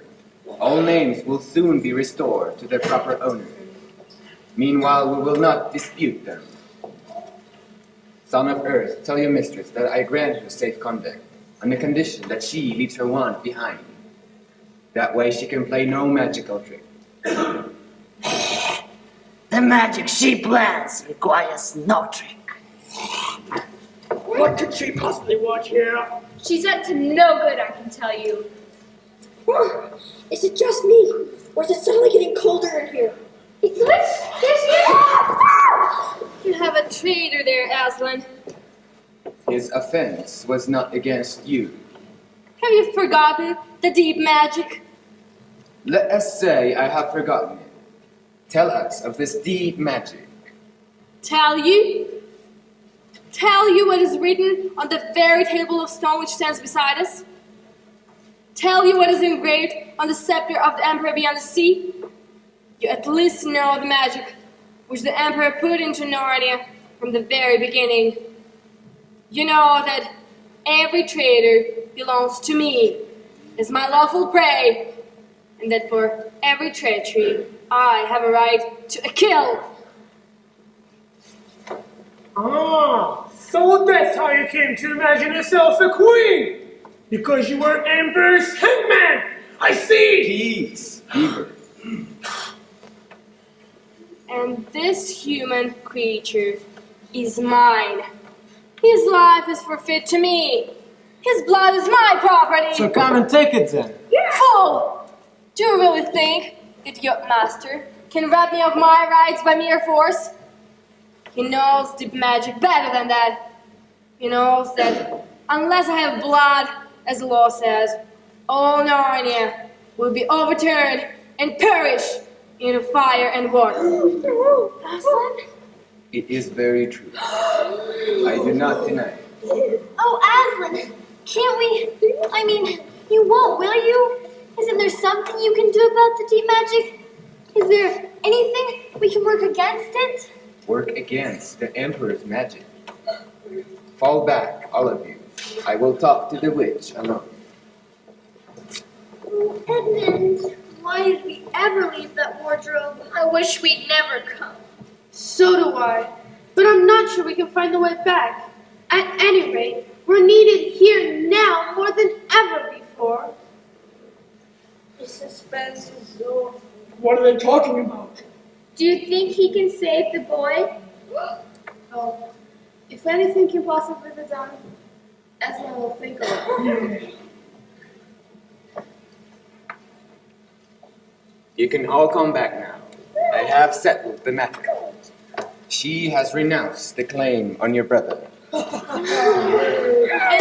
how will I know that this promise will be kept?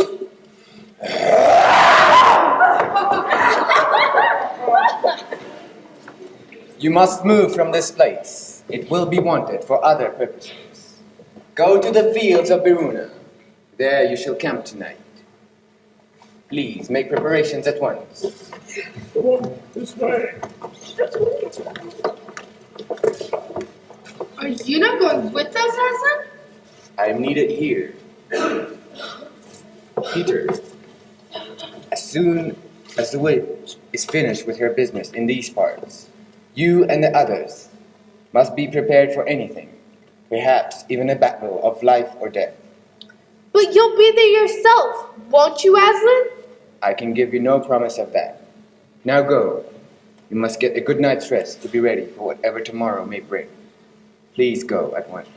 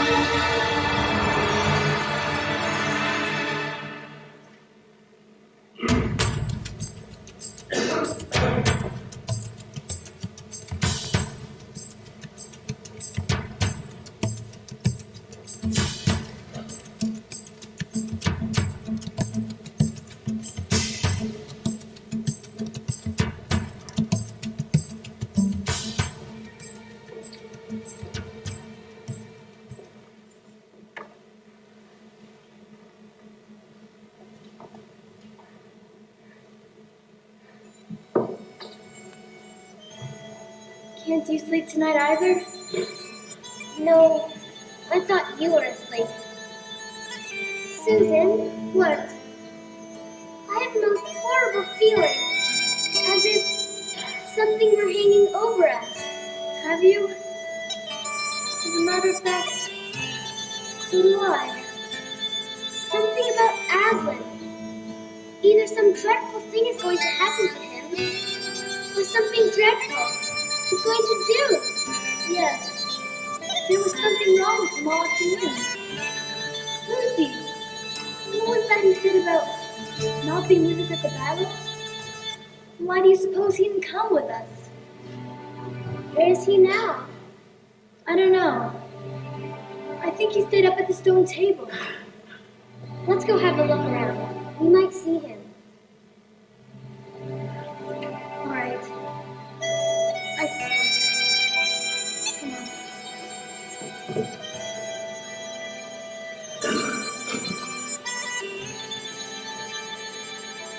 Lucy, look. See by that rock. What do you think he's doing? different than before. Yes, his head is hung so low. He must be very tired. Wait, he's looking up.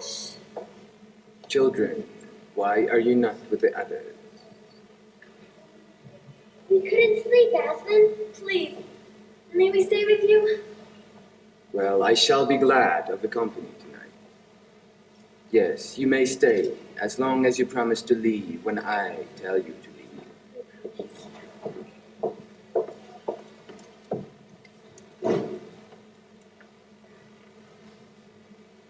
Aslan, dear Aslan, what is wrong? Can't you tell us? Are you ill, Aslan? No, I'm just sad and lonely. Put your hands on my mane so that I can feel you there. Like this? Yes, We'd do anything to help you, Aslan. it is enough.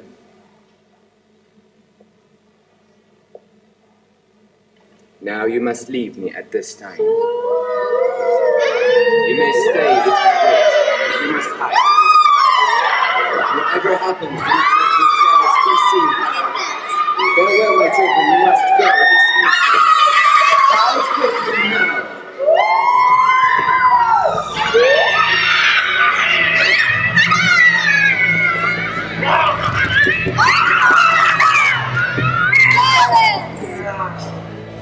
The fool. The fool has come. Tie his arms and legs.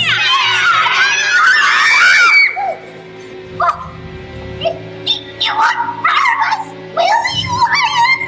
Of course he won't. He promised us, didn't he? That he did. That he did. Find him, I say.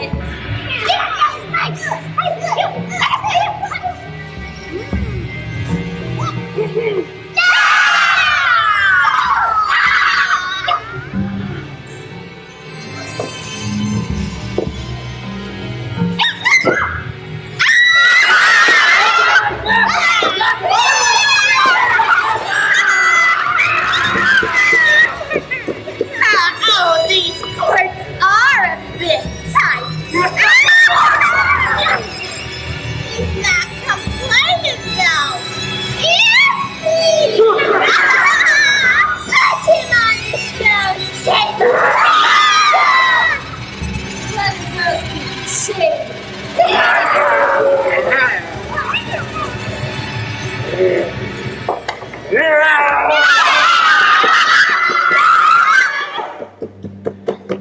Why, he's only a great cat after all. Meow. Is that what we were afraid of? Pussycat, how many miles have you got today? Huh? Muzzle him.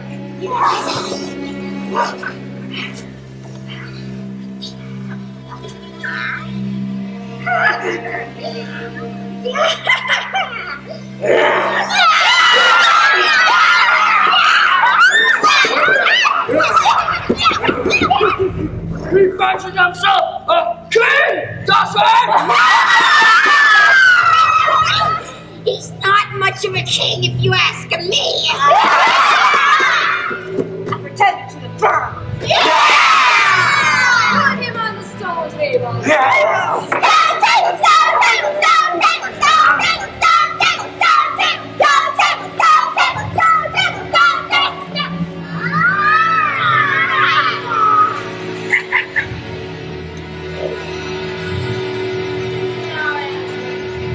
where's the wine? Fool. Did you really think that by all this you would save the human creator?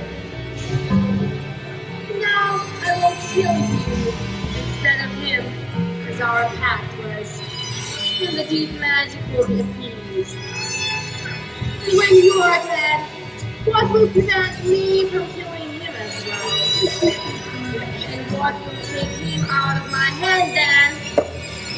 Understand that you have given me no gift ever. You have lost your life, and you have not saved his. In that knowledge, despair.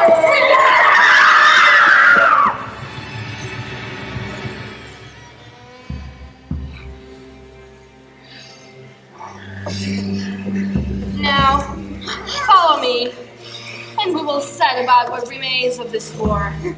It will not take us long to crush the human vermin, while the great fool, the great cat, lies dead. Follow me!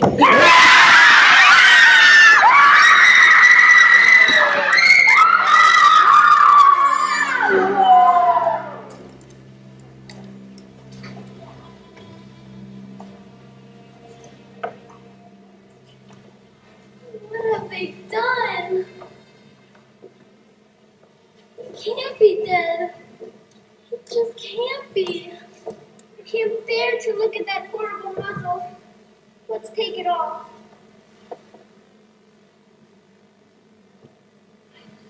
Oh, his dear, sweet face. Look what they've done to him. Aslan, oh, Aslan.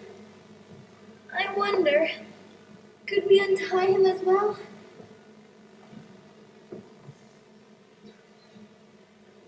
No, it's no use. They tied them too tight. The horrible, horrible creatures.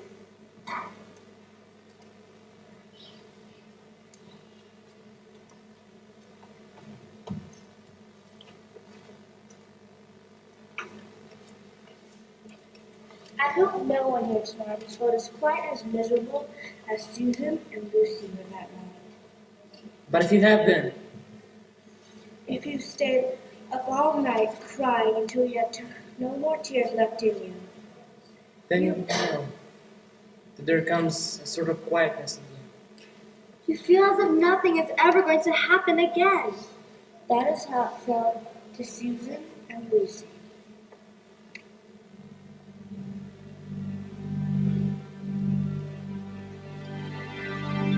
Oh, my love is a small boat,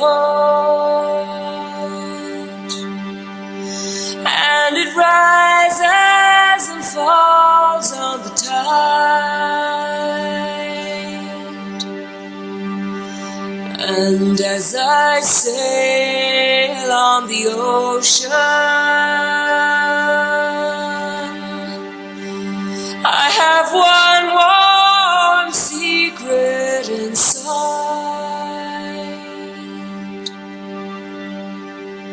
I dream of a seabird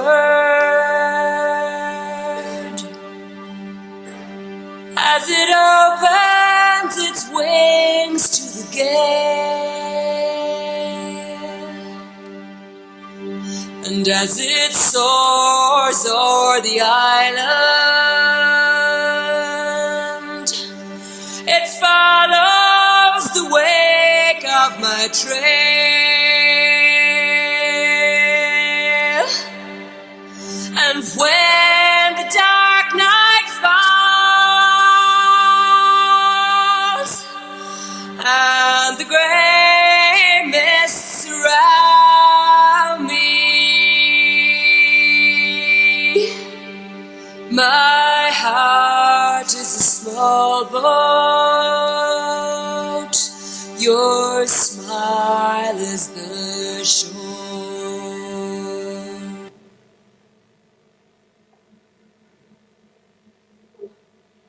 What is that? Nice. Dozens of them. Oh, the horrid creatures are all over him. Get away! Do you see what they are doing? How strange. They're nibbling away at the cords. That's what I thought. I think they're friendly mice. Poor little things. They don't realize he's dead. They think it'll do some good untying him.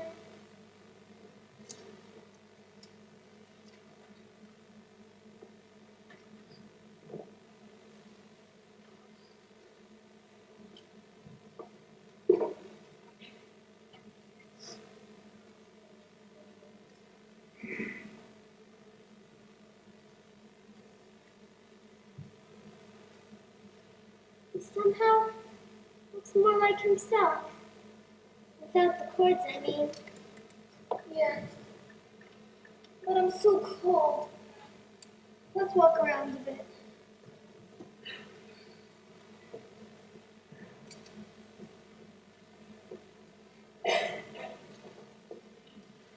My legs are so tired, Susan. I know. Mine too.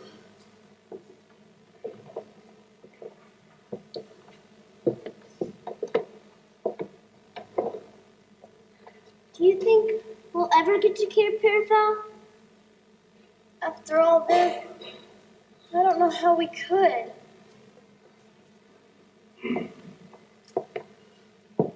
Lucy, look. The sun is rising. What was that? I don't know. I feel afraid to turn around. Something terrible is happening. They're doing something worse to him. Oh, they might have left the body alone. Who's done it? What does it mean? Is it more magic?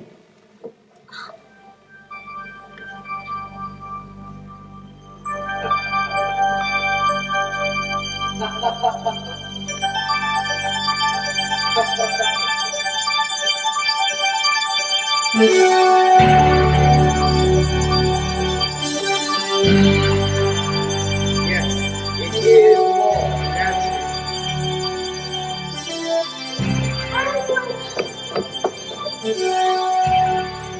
Hello, Lucy.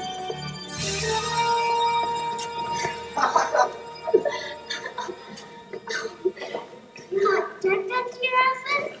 Not now. You're not a... Not a... The ghost, you mean?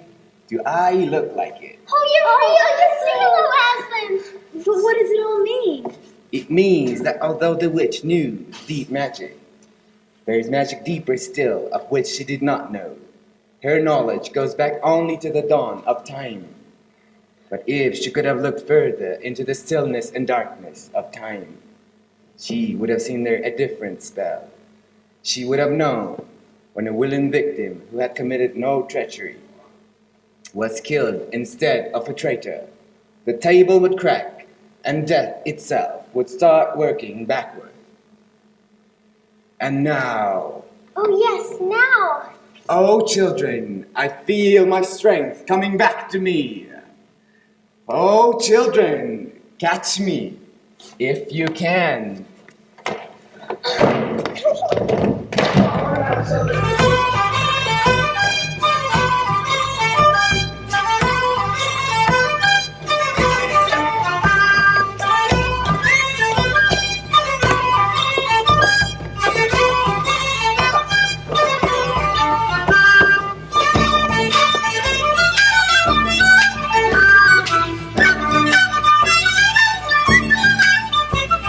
And now back to business. I feel like I'm going to roar.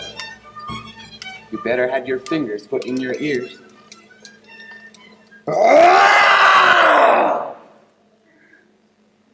Come on now, children. We have a long journey to go. Take hold of my hands, both of you. And hold tight.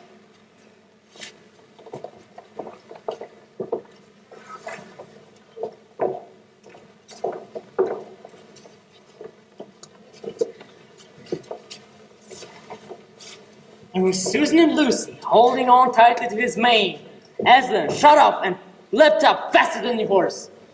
That ride was perhaps the most wonderful thing that happened to Susan and Lucy in Narnia. Never missing his footing, he leaped over bush and briar. In no time at all, they found themselves at the witch's castle. And Asa jumped, or you may call it flying, right over the castle wall. What an extraordinary place. All these stone animals. And people, too. It's like a museum. I wonder if Mr. Tumnus is here. Look, Aslan's doing something.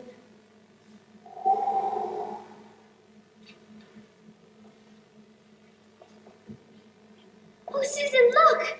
Look at the lion! Aslan, it's Mr. Tunis! Oh, do come quick! I did have the daughter of evil wish, and I would do it again. I would do it again. What? Why, Lucy? Is that you? It is me. And Aslan is here too. My lord, it is you. It is. And you have been very brave, friend Fawn. Thank you for looking after our little daughter, Pea. Our day's work is not yet over. If we are to finally defeat the witch before bedtime, we must find the battle at once. Join in, I hope, sir. Of course. Follow us lions now, as we smell out the way to the battle. Look lively. Did you hear what he said? He said, "Ask lion." It means, listen to me, listen to me. Come all to the battle and to victory. Yeah!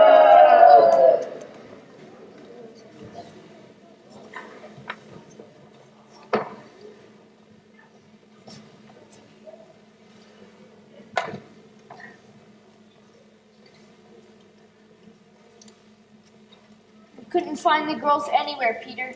Aslan's gone too. I'm worried about them. Where could they be? The others are stirring, but no one seems to know quite what to do next. We need to find Aslan, to ask him for guidance. What is that? It's the wish of her army. But where's Aslan? Without Aslan? Oh, we shall not go down without fight! Yes, Edmund is right. If this will indeed to be our last day, let it be marked with valor and honor! Attack, my genius!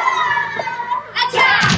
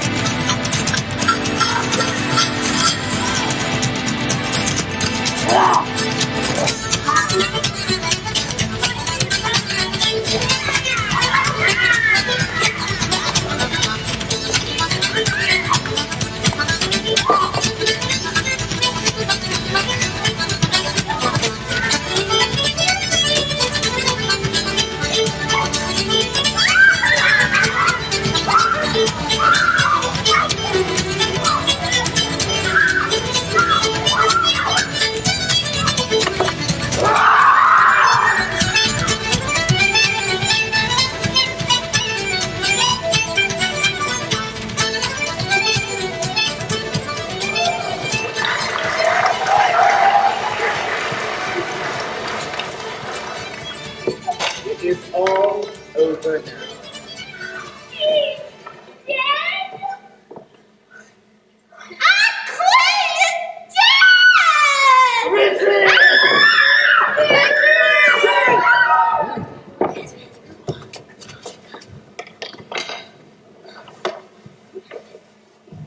Lucy, you can help the wounded. What can I do? Have you forgotten your gift? Oh yes, the cordial that Father Christmas gave me. He said a few drops would help restore one to health. There are other people wounded, Lucy. Yes, I know. Wait a minute. Daughter of Eve, others are also at the point of death. Must more people die for Edmund? You're right. Of course. I'm sorry, Aslan. Peter, you are to be commended. You fought well against the witch before we arrived. Edmund's the real hero. If he hadn't destroyed the witch's magic wand, she'd have turned us all to stone. It was the least I could do. After all the wrong I've done. All have done wrong, Edmund, at one time or another. But to acknowledge your error and try to do better is the best way to right that wrong. And you have done that. Therefore, hand me your sword and kneel. You are now Sir Edmund the Just, for you will find that your experiences have given you a keen sense of justice, of discerning right and wrong. Everyone, welcome Sir Edmund the Just. Does Edmund know what Aslan did for him? Does he know what the arrangement with the witch really was? No, of course not. Shouldn't he be told? Oh, surely not. It would be much too awful for him. Think how you would feel if you were him. All the same, I think he should be told. Aslan, what about the witch's army? Are we still in danger of them? They will have little power now when their mistress is dead. But they will always be about, lurking in shadows. So you must be aware of them. Everyone be on your guard. Yes, Aslan.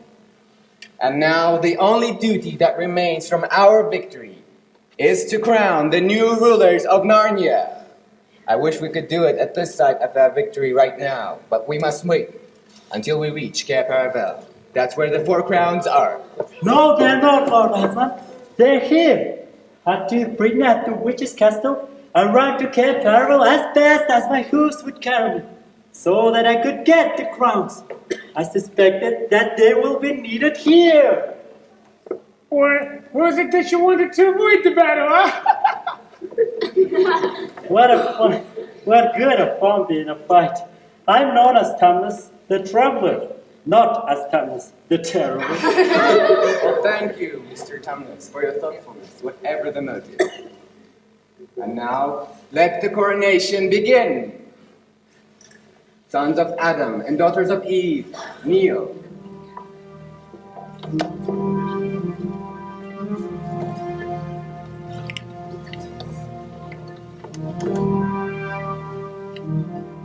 Peter, High King of Narnia.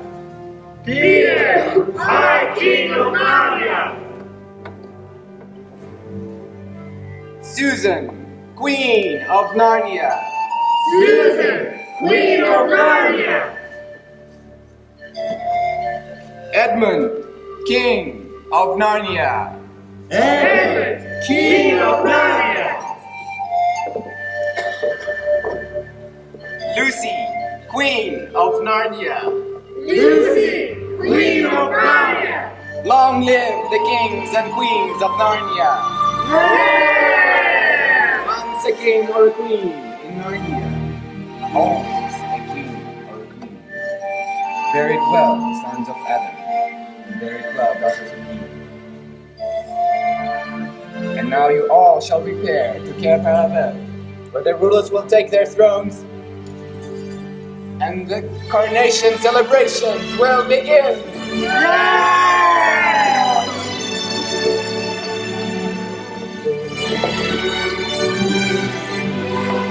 Now, as you can see, this story is nearly at an end. Long and happy was it.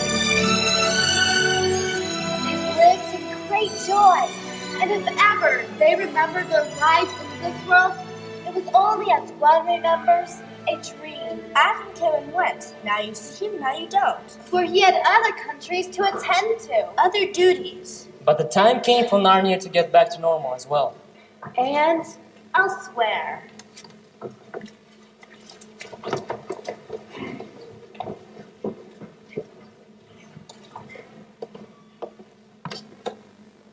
I saw the white stag here, fair sisters and good brothers.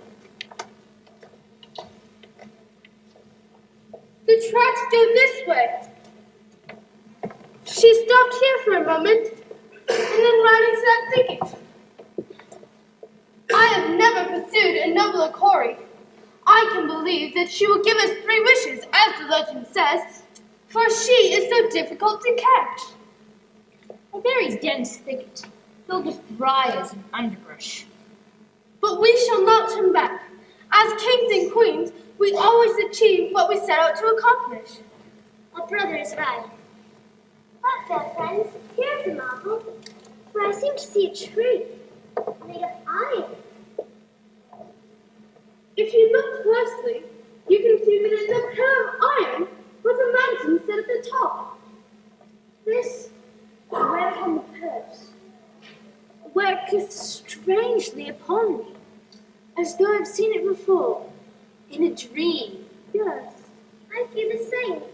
It seems to me that a strange adventure lies beyond, in the thicket. I feel a great foreboding. I think we should return to our horses and follow this white stag no further. Excuse me, Queen Susan, but I disagree. When, since we became the rulers of the country of Narnia, have we ever turned away from a challenge? You are, of course, correct.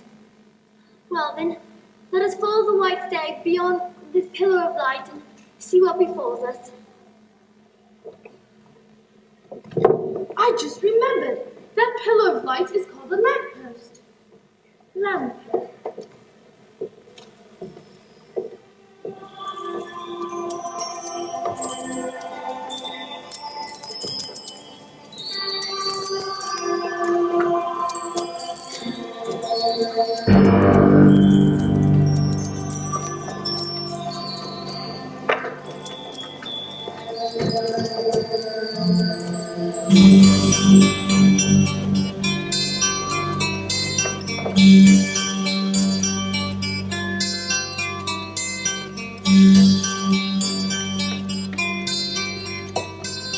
Where are we? In the thicket, of course. No, we're not. We're in the spare room? The wardrobe? The wardrobe? The wardrobe! I'd forgotten about it. Yes, me too. The room hasn't changed a bit. Could it be that no time has passed? What are you doing in here? I'm trying to give a tour of this house. The professor will hear about this. Yes, Mrs. McCready. Yes, Mrs. McCready, we're sorry. You will be.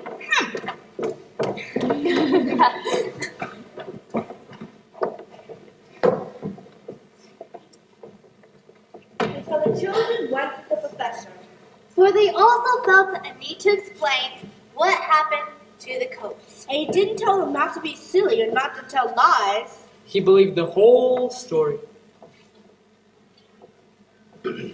No, children, it won't be any good trying to go back through the wardrobe door to get those coats. No, you won't get back into Narnia by that route again. Nor would the coats be any use by now, even if you did. Well, will we ever get back?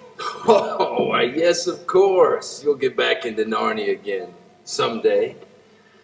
Once a king or a queen in Narnia, always a king or a queen in Narnia. But don't try using the same route twice. Don't try getting in there at all. Yeah, it'll just happen.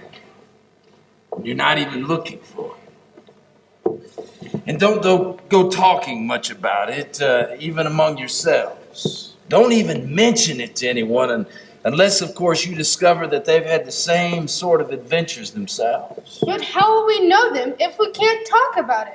Oh, you'll know all right. Odd things, they say. Even their looks will let the secret out. So keep your eyes open. Bless me, what do they teach them in these schools? Well, children, I believe Mrs. McCready has some tea waiting for us. And I've got a story I want to tell you about the lamppost I saw one time. It blew right up out of the ground.